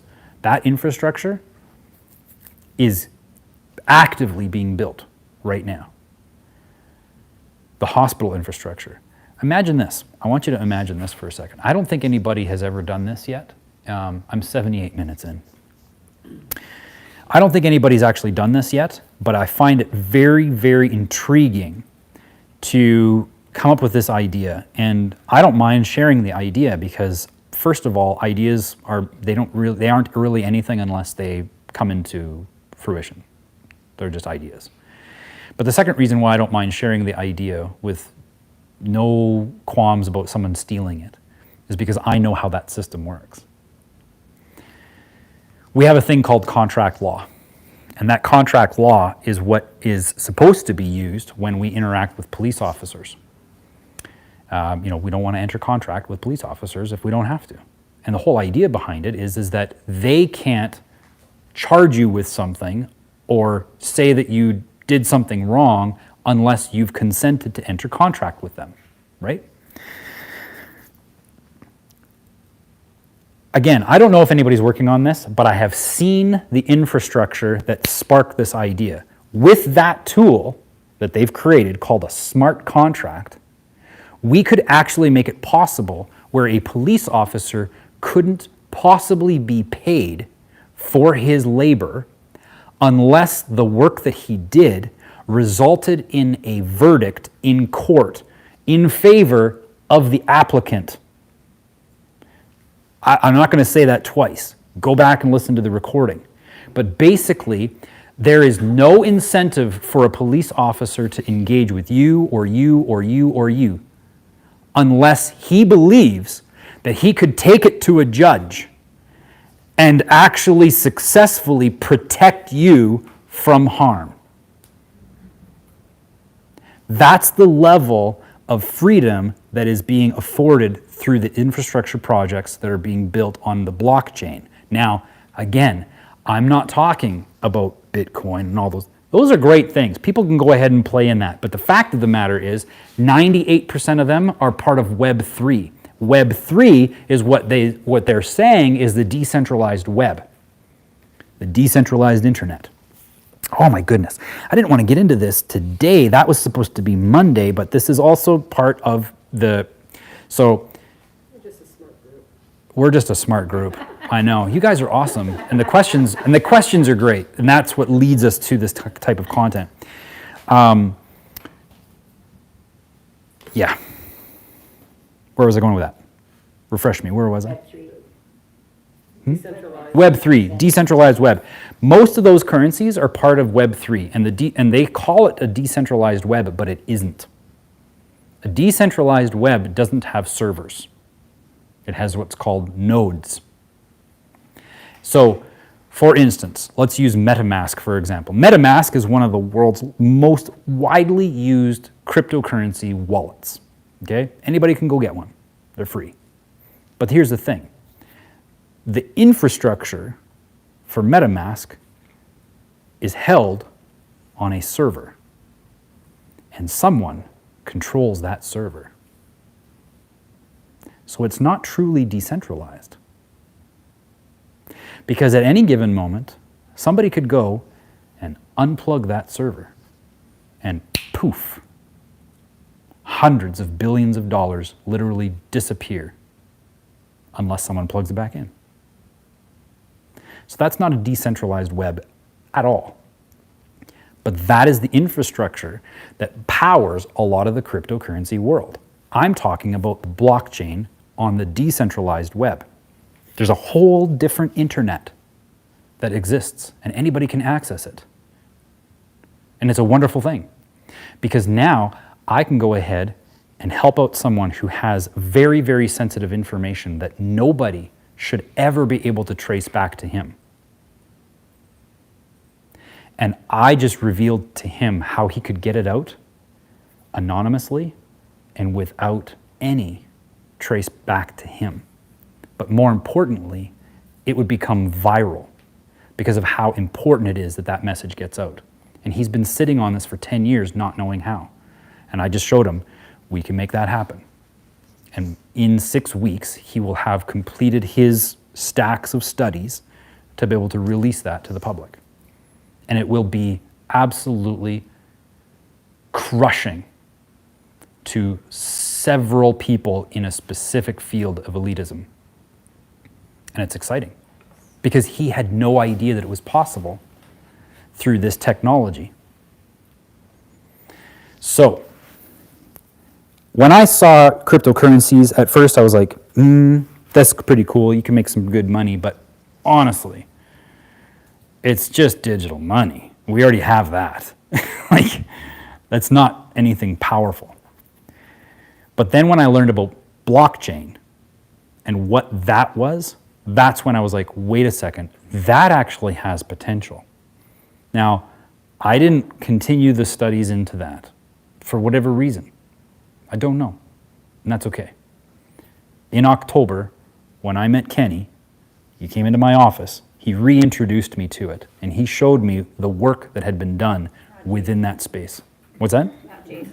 Not Jason Kenny, no. Kenny is his first name, and he's not a psychopath. Completely different guy. Right. Okay. You're gonna have to keep saying that. I saw it on one of the read them, sorry, you're like, not Jason. Yeah, I know. Well, it's because Kenny now, the name has this traumatic connotation to it, right? So everyone's like, no, I don't like anybody by the name of Kenny. Okay, now let's move on. How do you do this? How do you communicate your intention to someone else? Because obviously, if you're going to start a business because you want to be independent from an employer that's relying on Canadian dollars to pay you, we want to get away from that. Here's why I brought you here. It's because I want to share with you some tidbits that you can take with you and apply into your business right now so that you can become more successful right now. Even if you don't use the other currency, if you don't want to continue using Canadian dollar and drive yourself into the ground, go for it. You're still going to be more profitable using this formula. How do you communicate your intention? You need to do it, first of all, you need to do it in such a way that people don't feel like you're trying to sell them on something. Because we are, all of us, and trust me, I'm pretty sure everybody here agrees, we can't stand it when we're being sold something. Right? It's like, oh no, another sales guy. Another telemarketer. Oh, another guy at my door, he wants to sell me a vacuum cleaner. Like, we all have had that feeling, right? So when you are wanting to share your intention, the thing that you're passionate about, you don't want to come across as being salesy, because people will be turned away and you won't be able to fulfill your intention because they got their guard up. So the first thing that you need to be able to do is capture their attention in some way, shape, or form, but do so with authenticity. And you want to make sure that whatever you use to capture their attention actually connects with them, right? Because, I mean, we take a look at, remember the old Reese's Pieces commercial when those guys were looking for the crop patterns? No, this was, I want to say early 90s or so. These two guys had these binoculars that were like mechanical, and they were zzz, zzz, zzz, focusing in. And they're sitting there, they're trying to spot UFOs because all the crop patterns are being placed, right? They're trying to figure out the source of it. So they got their goggles and they're like looking around, and while they're focused on that and their binoculars are like all loud, like zzz, zzz, zzz, refocusing all this stuff, zooming in and out. While they're doing that, in behind is actually a Reese's piece, huge, ginormous UFO-sized Reese's piece, plopping down into the field, making a crop circle, and then taking off. And it was a hilarious commercial because these guys are lunatics and they look goofy with these telescopic binoculars. And it was just funny, right? It captured people's attention. But there was absolutely no connection whatsoever to the goofiness and the UFO to the peanut butter cup, other than the fact that it was a peanut butter cup as a UFO, right? So it was funny and all that, but it's not going to switch. If you don't like Reese's Pieces peanut butter cups, you're not going to go out and buy one because of the commercial, right? So it didn't really connect to what people wanted. And then if you are able to connect with people, then it presents that opportunity to communicate with them, right? And again, if you're doing this authentically, if you're doing this naturally, and you're doing it in such a way that doesn't come across like you're selling, but rather you're coming from a place of, I want to be able to help you. You're doing what I call, and this is something that I should probably trademark, but you're demonstrating that you can help people by actually helping them. Well, I know. It's a crazy brain idea that I had. Actually, I didn't come up with that. That was Frank Kern. But this is the objective here. You have an intention. You want to be able to help fulfill it in someone else's life. And in order to do that, you need to do so with authenticity. And the only way that I'm familiar with it is to actually help them, actually fulfill your intention in some degree with them right there on the spot. In consulting, I did that lots. In marketing consulting, I would sit down with someone maybe at a car dealership, and for that 45 minutes that I would meet with them, I knew what he was expecting. Because I've met with my competitors and learned, yes, Gesundheit. I sat with my competitors on their presentations to hear how they did it. And all they did the whole time was sell themselves. I did this, and I can do this, and I can do this, and I can do that, and I'm going to make you lots of money. Who signs the check? Salesy, right? And they were making money doing it. Why? Because the guy that owns the dealership, he doesn't know anything about Facebook marketing. He doesn't even spend time on Facebook. He's too busy dealing with the dealership. When I sat with them, I didn't talk about what I can do and all of the great things that I've done in my life, because really, not that many great things. I've done some really exciting things. But what I did was that I painted a vision for him on what he could do. And by the time I was done that 45 minutes, I didn't have to ask for money. I asked, well, how did you want to pay? That's a completely different kind of conversation. But it only occurs when you can come forward with solutions that they feel that they could implement with or without you. And if you can make it that simple, then you've truly gone and demonstrated that you could help someone by actually helping them. And that's that last piece. That's how you close everything together, where it's like, this is all, here are all the things that I see that you could do. Do you agree that this would probably help? And 9 times out of 10, people are going like this. Yeah, man, that's great. Thank you. I had people say, this isn't really a sales call. I was like, no, that's not a sales call. I mean, if you want to buy, you can. But I mean, the purpose here was to give you a marketing plan. Okay, so now let's go through that formula. I just gave you a scenario on how that formula works, but now I'm going to give you a real world scenario on how this formula works so that you can get a picture of how you interact with this formula day in, day out. This is how our brains work. Everything revolves around this formula. And the reason I use it in marketing is because if everything revolves around it, then it stands to reason if we use it in our businesses, then we're going to be able to touch, move, and inspire people to want to do business with us because we're meeting them where they're at in how they think. So, Jason, give me a name of an associate, maybe a coworker, family member, somebody that you know fairly well. Come over for parties. Just first name. James. James. What does James drive? I don't even know what his vehicle is. Oh, okay. I think it's another Ford F-150. Oh, okay. Yeah. If you saw that vehicle drive by, would it trigger James for you? Be like, oh, there's James. Probably. I think, but there's a lot of the same. There's a lot of the same. Yeah. Maybe not so much of an But I've think. seen that and it's triggered the person. Right. I think it is. Yeah. So you can sense what I'm saying. Maybe pick someone that has a more unique vehicle that you would recognize in an instant. Oh, I couldn't. No. What about your wife? Does she drive Yeah. a vehicle separate from yours?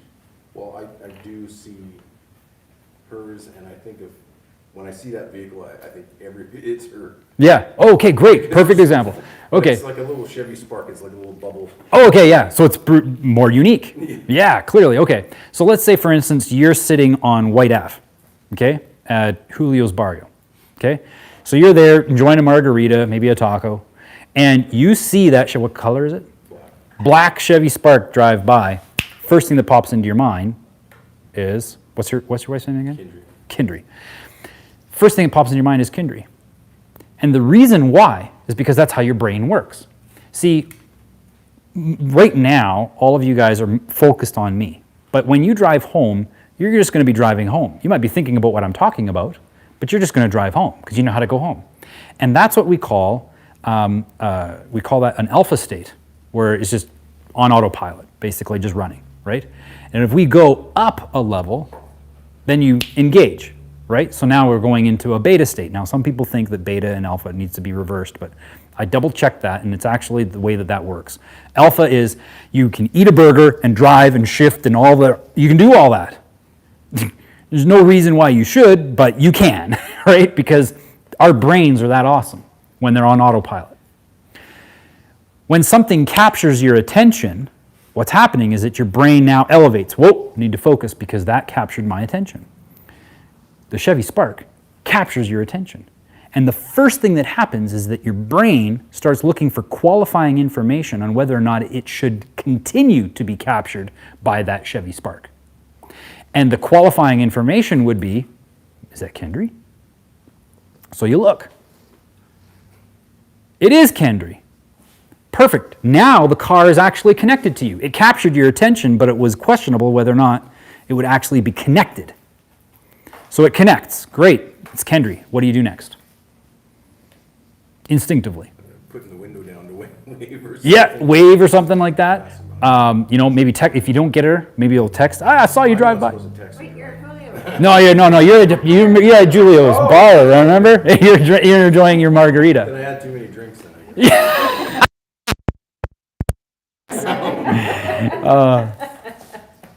guess. Okay, so there we go. We've got the car captures your attention. You are in fact connected to it, and now it's like your wave or text her, right? Or maybe later on in the day, I saw you drive by. You're communicating. And what happens is that, let's say for instance you wave, right? That's going to capture her attention. And then she'll be like, who's waving at me? And then she'll be connected. Oh, it's Jason. Perfect. And then she'll wave back and communicate back. And then what that does is that it closes the whole loop and everybody goes about their day smiling because, oh, cool, I saw her on White Ave today. Do that with a friend. You do that with a jacket. I've seen people, I've seen it. People literally run through this formula with everything in their life. Capture, connect, communicate, and close. This isn't a marketing formula. It's how our brains work. So when you are wanting to communicate your intention to someone, do it in such a way that meets with how their brain works. That's all there's to it. Now, let's take a look at how things normally go. You're driving down Yellowhead, and you see all these billboards go by, and one of them is of a green lizard on a phone. Exactly, Geico. But the green lizard on the phone is kind of like the UFO dudes in the field, waiting to see a UFO, and it's a Reese's Pieces. It's kind of interesting. We are kind of attracted to it because it's obscure, right? Lizards don't go on the phone. So then our brain looks for qualifying information. We see the Chevy Spark, and we're looking to see if it's connected to us. Oh, it's Geico Insurance. How many people here, after seeing the lizard on the phone, have been like, oh my gosh, I have to call right now. Or later in the day. Or next week.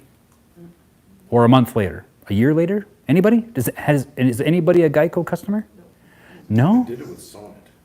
Sonnet. I seen Sonnet and I was like, oh, I gotta dig into this then. Okay, yeah.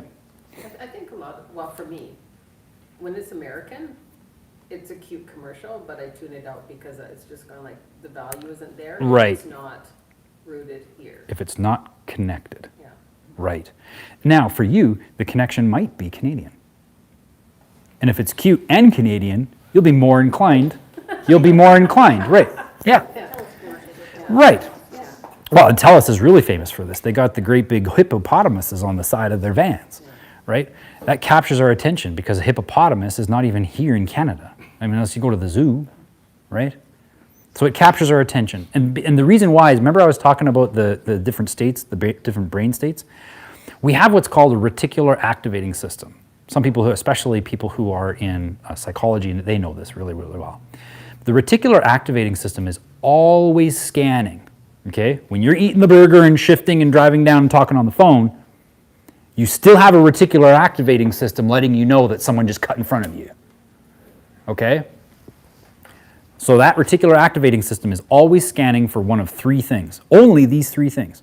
Something that's familiar, something that's problematic, and then something that might be obscure. Those are the only three things that could activate that reticular activating system and get you to pay back attention to the road, okay? So, we see the lizard, reticular activating system said, reticular activating system says, that's obscure, Chevy. We look for the qualifying information, we see that it's not that it's not connected to us, and we disengage. We go back to that old state with the reticular activating system scanning constantly. It's not focused on anything, it's now scanning, looking for the next thing. That's how that works. And yet, billions upon billions of dollars are spent in marketing trying to capture your attention. And very little, I would say maybe about 1.5% of marketing actually connects with a target audience. Where it's like, that doesn't connect with me. I've seen marketing where it's like, that doesn't connect with me, but I could see how someone who actually needs that product, that might connect with them. But, I mean, you need insurance, right? You need it. It's the law. You have to have insurance on your car. And yet you didn't buy from Geico. I mean, 15 minutes will save you $15 or more. Why didn't you? Because it didn't connect. And so because it didn't connect, it would be like you're on White Ave, you see the car, you look for that qualifying information, and it's not Kendry. What do? Whatever you're doing before. Yeah, back to the margarita and tacos. Like, there's no point in continuing to pay attention to it because it's a waste of energy. And yet, billions upon billions of dollars are spent. Now, I've had this conversation sometimes with some larger corporations, and they're like, yeah, but Geico, they just keep doing it. The reason why they're in business is because they just do lots of repetition. Okay, you're absolutely right, mister. But let me ask you this. Do you have the budget of Geico to rely on repetition to get a customer? If I could make it so that you didn't have to use repetition, do you think that maybe your marketing budget could be smaller and you'd get better results? If, for instance, we were able to make your marketing, because I gave every executive that I ever sat with, I used the same example with the car. And he would, name his coworker or his wife or a friend from high school or whatever. I would run through that system so that they got it. Then I would ask, if you could make your marketing land for someone as effortlessly as a car that they recognize driving down the road, don't you think that they would be more inclined to be a happy customer? Because you found something that not only connected with them, but that they sought you out. They went to your website. They called your line because your marketing made them aware that you existed and that you had something for them. How do you know what to present that they're going to connect with? Great. And that is exactly where we're going next for the next 15 minutes. I got to wrap this up in 15 minutes. The first things first. You have to get really, really clear on what your customer looks like. My customers were business owners. It wasn't too difficult for me to find a customer. And it wasn't too difficult for me to be able to communicate to them in such a way because I was also a business owner and I kind of knew what they needed. They needed more customers. But let's say, for instance, what was your profession? Maintenance superintendent. Maintenance superintendent? Mechanic. A mechanic. Okay, great. Okay, so you probably have been in charge of a shop. How many people? 35 to 40. Yeah. And who was your boss? A manager. Manager? Maintenance manager. Maintenance manager, okay. And what about his boss? A director. Director? Okay, great. Picture your director. You might know him. Do you know him by name? Mm-hmm. Okay, what's his name? Mike. Mike. So Mike, the director, he's your ideal customer because he needs someone like you to manage the shop. And you already know many of the problems that occur within those shops. Give me one. There's a lot of conflicting ideas on which mechanic is right and which is. Okay, yeah, because they all have their expertises and stuff. Yeah, and who's going to be doing what on which piece of equipment. Right. Sharing of tools and who's to put it back. Ha, right. where it belongs, and, yeah. Wow. So even some babysitting. Oh, it's time counselor, I'm a counselor. Right? Okay, he said he's a counselor sometimes. Okay, and that's a headache. Do you know how to mitigate some of that stuff and make it a lot more simpler? That's where I've connected, knowing characters and Yeah. the characteristics of each person. Amazing. Dealing with them one-on-one. Yeah. To eliminate, like, there's conflicts that I've had. Right. You think it's gonna get into blows where I've had to get step in and. Yeah. And dispel that whole situation. Referee, counselor. Yeah. Yeah. Babysitter, yeah, it's kind of that. And then, do you have a process to even avoid it in the future? It's. I mean, it's going to happen. It's knowing people now to not put them in, like, to delegate them in. Oh, okay, yeah. different areas and not put people together. Right, yeah. And because of your ability to tell how people interact with each other, you can already start to see opportunities where it's like, yeah, that guy needs to focus on this part of the shop over here, because then that way he's not working bumping elbows with that guy over there. And it's not like they're going to kill each other if they're like that, but if their bays are right next to each other all day, every day, and they're having to share tools, it's going to cause problems. Yeah. So you can organize that. That's amazing. That's amazing. Now, for the last minute and a half to 2 minutes, you just shared with me what you would be talking to someone like Mike. Say, for instance, the equivalent of Mike at Perlator. Because they got all those trucks running around, and they're going to have the same problems, right? And especially if the guy who is the maintenance shop manager, or manager? Superintendent, the shop superintendent, if he doesn't have the skills and abilities that you do, their shop is going to be a disaster. It's going to be a mess. And so you can say, look, I know exactly how shops are run, and I know the top problems that you can have. I'm not here to take someone's job. I'm here to coach your superintendent on how to identify these qualities in different people. And over the next 2 to 3 months, I'm sure you would agree that if I could get him to recognize the different types of behaviors and the different types of personalities that are on the floor, if I could help him identify what those are, he would be able to better distribute those people across the shop to have maximum efficiency. There you go. That's how you talk to someone like Mike. And there are a lot of fleets out there. And right now, there's still a lot of maintenance going on because some people are slow. And so they're doing maintenance. So you have an incredible opportunity to be a consultant where you can take on 4, 5, 6, probably, different companies and coach them. Just go in once a week. Spend 3-4 hours with each of those superintendents once a week. Charge $3,000-$4,000 per client. You know that stuff. I don't know that stuff, but I know you know that stuff well enough that you can visualize that. Yeah. Yeah, that's something like we were talking earlier. I don't know where to start, but that has given me something now. Now I know where to start. Like a passion of like a conflict resolution consulting. Yeah, totally, totally. And powerful. Powerful. And I mean, think about it. You could even tie in and be like, you know how your guys, sometimes it's like they take a lot longer on the machines that they're working on than they should. And it's kind of frustrating because it's like, we need to get that thing out of the door. Well, you and I both know that if there's less conflict with the guy next to him, that problem's going to go away because he's not arguing over what socket needs to be put back where. Like, what a waste of time that is. So there you go. That's a place you can start. And I want to hear more. Like, let's stay in contact and let's figure out other ways that we can do that. That's just something off the top of my head. Just by asking some questions, you were able to actually come up with all the words to answer your own question with how do I start.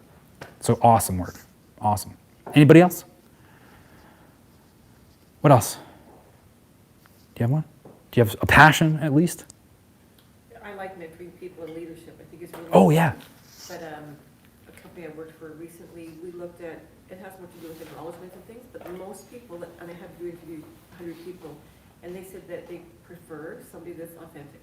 Yeah, of I course. think that's it. If we try to force, with anything, if you try to force your opinion on something, you try to force it could be the best idea going, or it could be something that it's really critical for their own future, Yep. but I think unless you're authentic, we lose people. That's been my experience. So true. So true. You know, there's a saying, and I can't remember the guy that said it, but it was that you can have a thief be in integrity if he says he's a thief. Right? That's authenticity.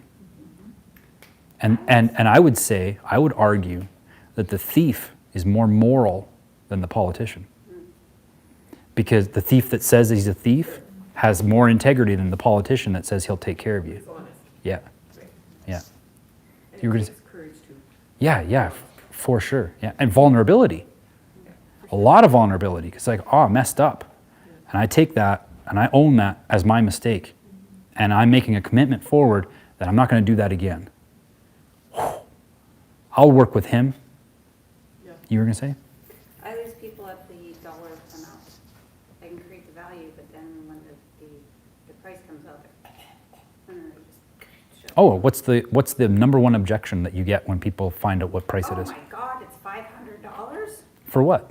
for a DNA test that I can tell them diet, Right. nutrition, health. Yeah, you yeah. name it, I can solve Right. all the problems they've been complaining about forever. And where are they currently going for their solutions? Nowhere, they're just complaining.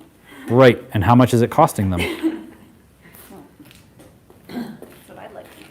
Yeah. It's costing them their health. Right. They just don't understand the value. Right. So, Sometimes people put money and then they think, what's the value? But until they invest in something, because we're talking about investments. Mhm. Then until you invest in it, then you can really understand the value. the number one reason why people don't take action on something, regardless of price, the number one reason people don't take action on something is they can't visualize what's going to happen when they take action. So I went through this with a friend of mine, just for an example.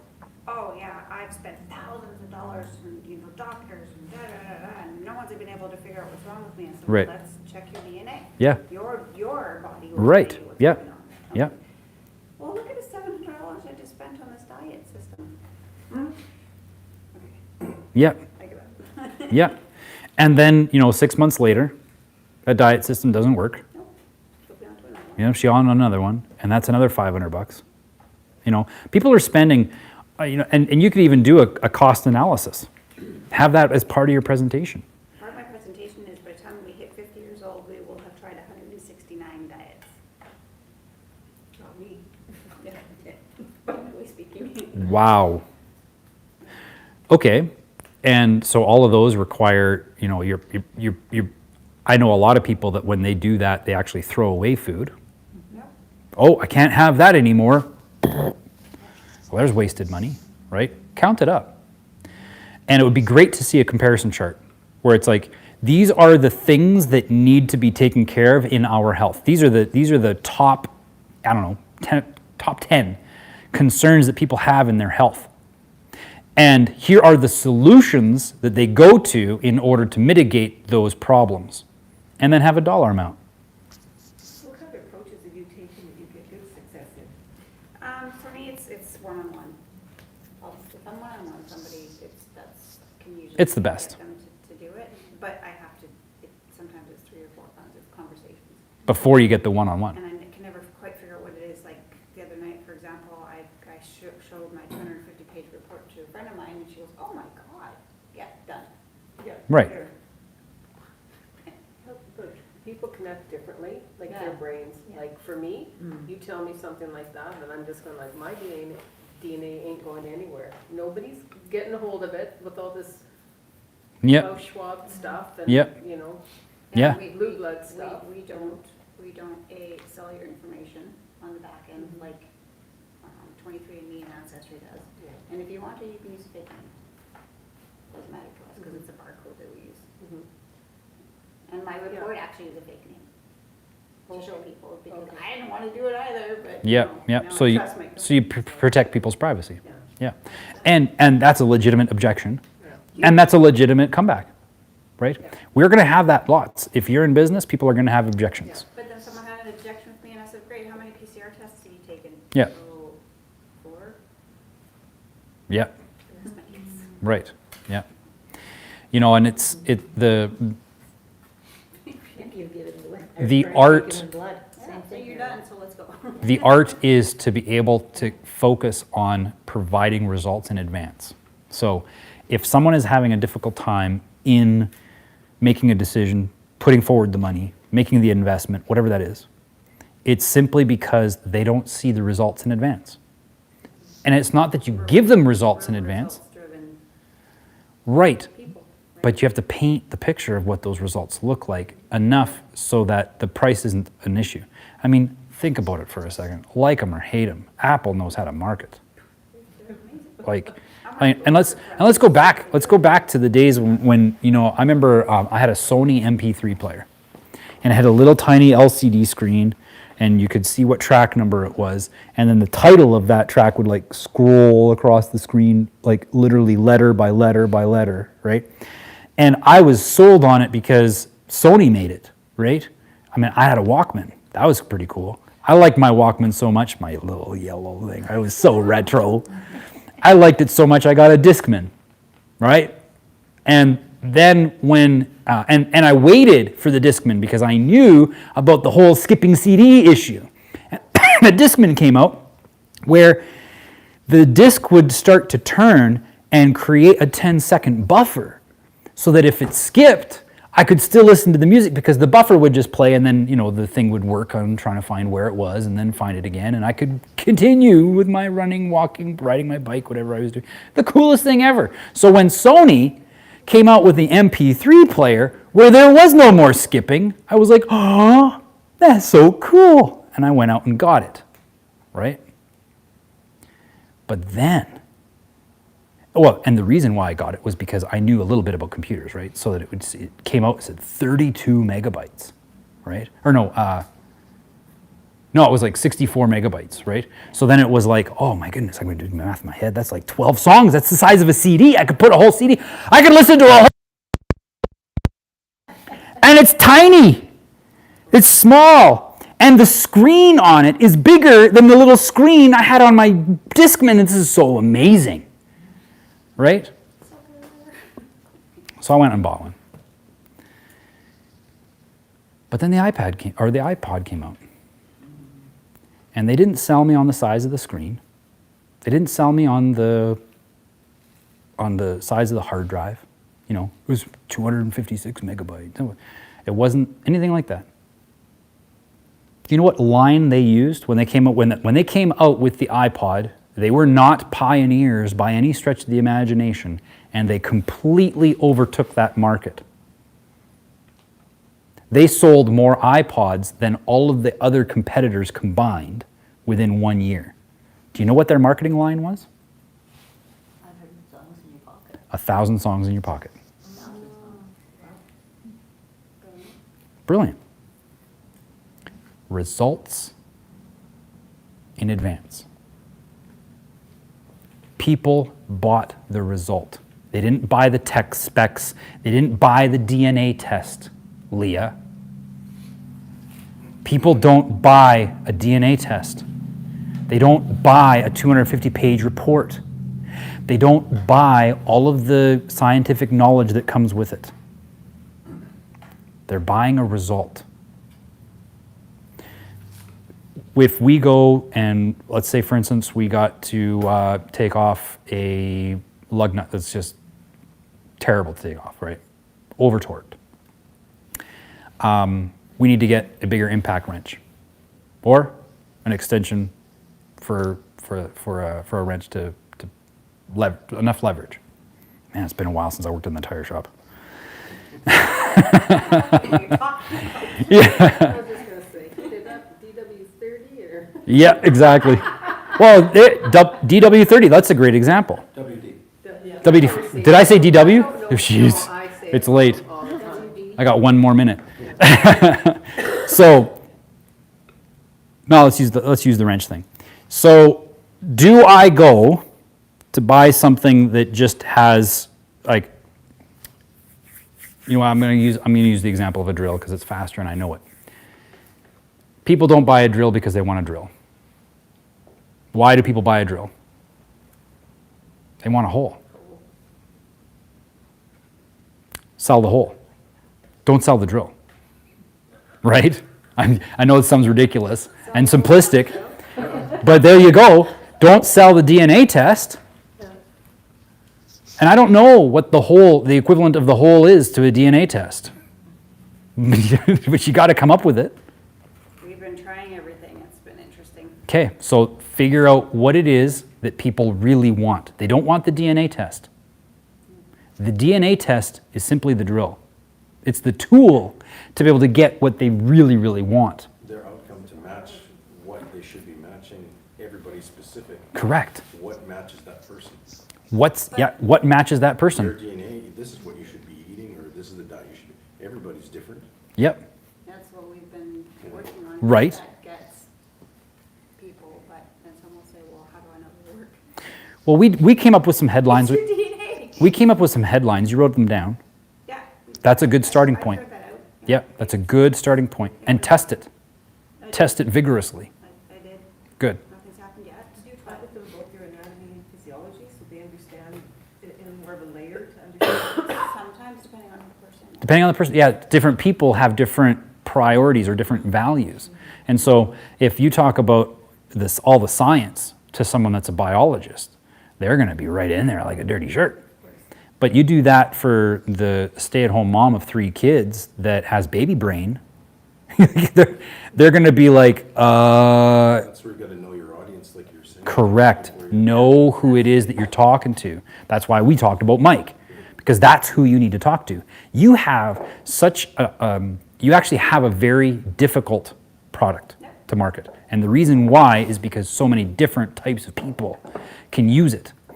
You need to figure out what's a commonality that you can grab onto. And I'm venturing a guess that you're going to have about 7 to 10. And that makes it sucky, an uphill road. You've got a lot of work ahead of you. Good. So find 7 or 10 people that are like your iconic good customer that got great results. And find out which each of those 7 to 10 people, what their greatest appreciation is for what you were able to do for them. Those are your headlines. Those are the things that will attract another 1,000. Your case studies, your results. Correct. This is why when we do the private thing, I dedicate a whole day on how to get a testimonial, because it's that important. Because a testimonial is someone's testimony on how you fulfilled your intention with them. That is so That's the powerful. result. They're the result from what you had You provided. got it. You got it. Totally. And if they have that experience, the result that they appreciated, if they have that, there's another 10,000 of them. That's the networking. The like me here now, like me this, like this. Right. Like me. And there's a component to that I talk about, but I don't focus on it, because to me it's not about how many Facebook likes you get or how many Instagram thumbs up you get or hearts or whatever. It's not even about the comments. Because I'll give you an example. Last year I started off, we did an amazing project in the trading community that I started. Worked with a bunch of other, a developer, another great guy. We built an incredible tool that was like a Ferrari in being able to analyze the markets. And I made a total of 4 TikTok videos. And I don't think any one of them had more than 5 likes. But those 4 TikTok videos profited $1,200. A, because I knew who I was talking to. B, I knew where they were hanging out. And C, I knew how to convey a message and paint a vision of what I had an intention for them. And the presentation was so, like, literally, it was one of the videos, I got notification that someone liked it. And within 30 seconds, I got a notification from PayPal. And I looked at the name on PayPal, and it matched the username of the like. And again, that's why I'm like, yes, likes are great, comments are awesome, all that stuff, but don't make that your driving force. Your driving force is, how do I communicate what I intend to do for someone else so well enough that they get a picture in their mind of what life's going to be like when after we're done working together. That's what I'm doing. Now, if I can do that for you, and I can do that for you, and I can do that for you, and I can do it for you, and you are a part of a community of people, you now become leaders within the community in your own right.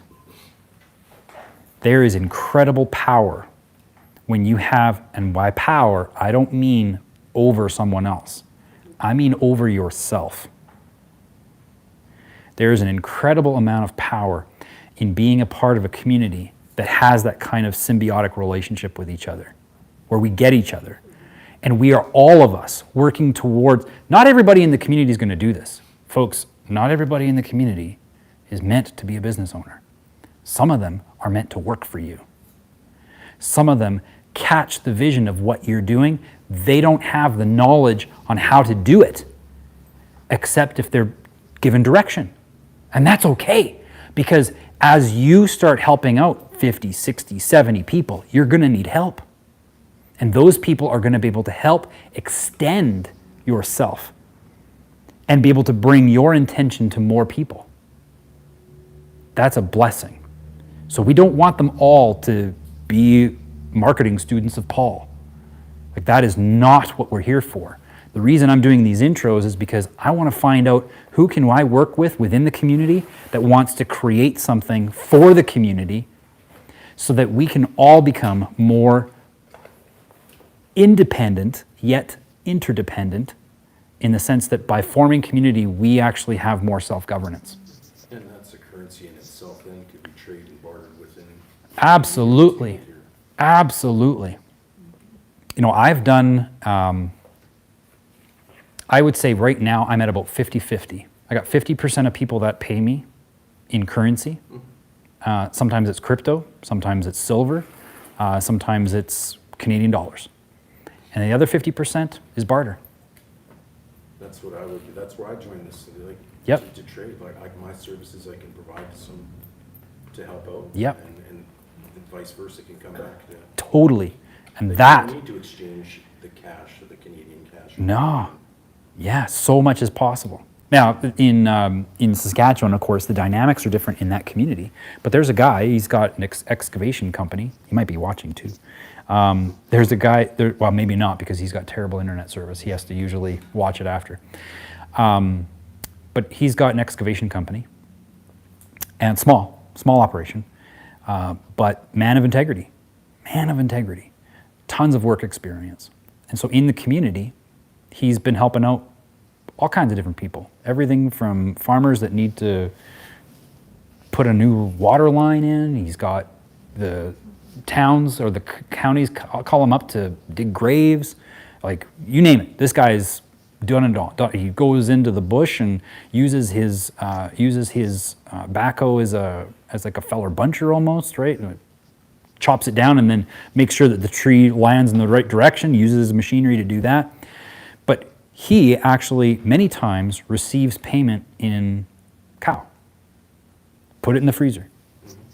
And one time, in fact, he was like, "Yeah, honestly, dude, you just kill it for me. I'll do it," because he's a hunter as well, so he knows how to do all that stuff.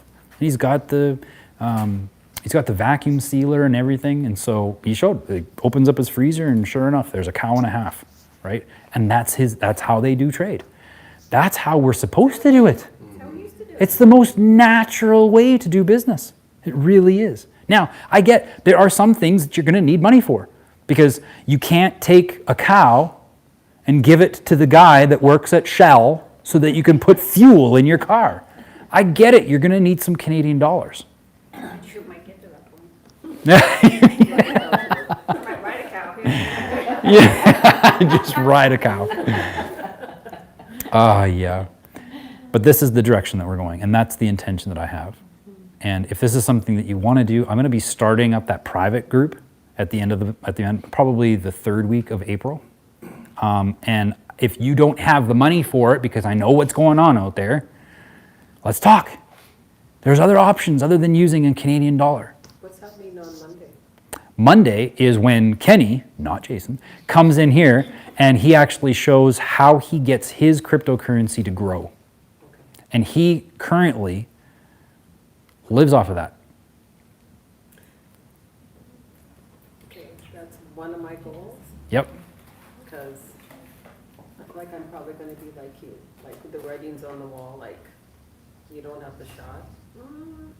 They're probably not going to be employed. They're still doing that? Oh, yeah. Well, for now, like you can, like I'm off work right now until the 11th, but I'm kind of scared about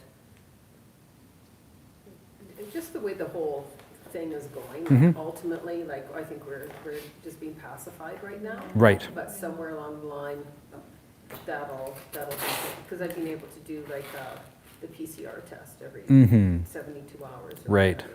Yeah, they took that away from me. Oh, 2 did weeks they? ago. I couldn't- So, by the 4 way, months I they're was doing collecting your DNA when they do that. No, because, no, not the A rapid PCR, test. a rapid test. Right, yeah. That just goes in the garbage, but I went to G&E Pharmacy and got, you can get individual Q-tips. Yep. swabs, And I make them use that, Mm-hmm. and I just go, I'm not using that thing that comes with the. No, yeah, it's a of course. Q-tip. Yeah. Yeah. Yeah, well, the world is changing at a rapid pace. Rapid pace. Right now, already in, again, this is something that has yet to show up on our phones, okay? But the phones that we use 2 years from now are not going to behave the same way. And I'll give you an example of one of the things that are in the works. Right now, if you want to advertise your business, you go to Facebook, you go to maybe an agency, and they're going to take care of that for you, right? But you're going to have to do what's called ad spend. So then you put your money forward and you pay it directly to Facebook. Facebook takes that money, and based on the performance of your ads, they deduct it from your account. So sorry, I have to run. Okay, sounds good. Thank you. See you later. I know, and I'm going to finish this up right now. This last story. These phones, you're going to go into your settings, and you're going to go in there and you're going to scroll down to advertisements. Okay. Right now, you can say I want my information protected. Don't send me ads that are relevant to me. Blah blah blah. Whether that works or not is yet to be determined. But in the phones coming in the next 2 years, there's going to be a setting on there where it's advertisements, and you get to pick how much your time is worth. What do I mean by that? You know how when you are scrolling, or on YouTube, and you click on a YouTube video and then there's an ad, and you got to watch that 6 seconds? That's time. You don't get that back. You have to wait to hit the skip ad button. Sometimes you can't even do it if it's a 15-second ad. Okay, how much is 15 seconds worth? That section in your phone is literally going to say, you're going to toggle it on, and you're going to say, my 15 seconds is worth $2, $5, $10. Pick your price. Now that changes the game entirely. Nothing looks the same after that point. Because as it is right now, Facebook takes that money from the advertisers. Now you're taking the money. And if the ads suck, up your price. If the ads are still, after you're getting paid $3 for that 15 seconds, if the ad still sucks, make it $5. And just keep adding up the price until you know that you're going to get some good marketing. Or you don't mind wasting the time because you're getting paid. That's the level of granular detail that is going to be afforded to everybody here. And that's both systems. Like the new monetary system, except that's not going to be money in your pocket. It's going to be tokens that only you're allowed to use where they say you can use it. right? But in the new in the freedom-based system, it's going to be actual token that you can go and exchange for whatever currency you want to do business with. That's actually in place. The phones aren't, the setting isn't, but that system is already in place right now. And in fact, it started with these play-to-earn games. So you might have seen ads sometimes where it's like, oh, you can play solitaire and win money. Well, it's the ad revenue that's going towards the payout to you for playing the game. Yeah. That gave birth to this model of advertising that's now being put into Like online poker type? yeah. Okay. Yeah. Yeah. Or, I mean, it doesn't have to be online poker. I think the 7th, I read an article maybe last week, the 7th most ranked game on iPhone right now has a monthly challenge, and the top, X rated number of rated people, the top players, all get payouts. So you can actually, and the payouts are not like just piddly squat. There's piddly squat payouts, but the people that actually make their full-time job, they're making full-time income playing video games because they're generating, because of how much they play and because of how good they are, people are watching the YouTube videos, they're going and streaming. So YouTube is paying them because they're getting about 7 cents for every 1,000 views. And then the other thing is that the game is also paying them because there's ad revenue involved, right? So the So not my world, but I can see where people are making money. right. I don't have any desire whatsoever to do it. I mean, I'll try out some of the games because it's kind of entertaining to check and see. Oh my gosh, people are making money playing this stupid thing. I have fun with it. I delete the game after a week, right? But the reason why I bring that forward and I talk about it in the way that I do is if that's something that someone can make money doing, imagine what you could do with something you love to do. And you're not that far. At the beginning of January, we started our last session, and Carolyn here, her business is seeing new things happen all the time. She comes into my office at least once a week and says, "Oh, this happened now." Like she's manifesting crazy simply because she was able to align her marketing message with her intention, with better clarity. Taya, my girlfriend, she just started a brand new business at the beginning of February. The first month, she thought she was going to use it for the Wild School because she was doing teaching there and wanted to increase the number of students. But the Wild School dissolved because of lack of interest, but she was okay with that because she's always had a fascination for being an herbalist. And she was like, well, I could do that again. She had an old website that never got any visitors. Now, admittedly, she had my help to build the website, but she did the homework. I didn't come up with the content for the website. All I did was build a house for the content to go into. And now she's looking at expanding her business and paying people to do gathering for her because she can't make product fast enough. That was at the beginning of February when she started her brand new business with no customers. But she was also part of a community that loved her, right? So that's why I talk about what I talk about. Be a part of the community. And you don't have to start a business, but be a part of the community because that's how we're going to get out of this mess. Get some gold and silver because that's going to save you when everybody else is floundering with Canadian dollars. And then get yourself a business if you can because that business is going to provide you with sustainable earnings. And if you do it well enough and you live in integrity, you're going to be attracting other people and say, man, I love what you're doing. I want to help. That's Leah. Leah has been she's been kind of on the sidelines of the community for a while. And then literally 2 weeks ago, She's like, I'm loving what you're doing and I want to help. And now she's my personal assistant. Like that. Things are recording, but I'm going to go ahead and turn it off. Thanks to everybody online. Wolfie, let's chat about that later. I don't know if you're still watching or not, but yeah, let's chat about that later. People will succumb to many things, absolutely. All right, everybody have a good night. Thank you, Paul. And then once this is off, how do I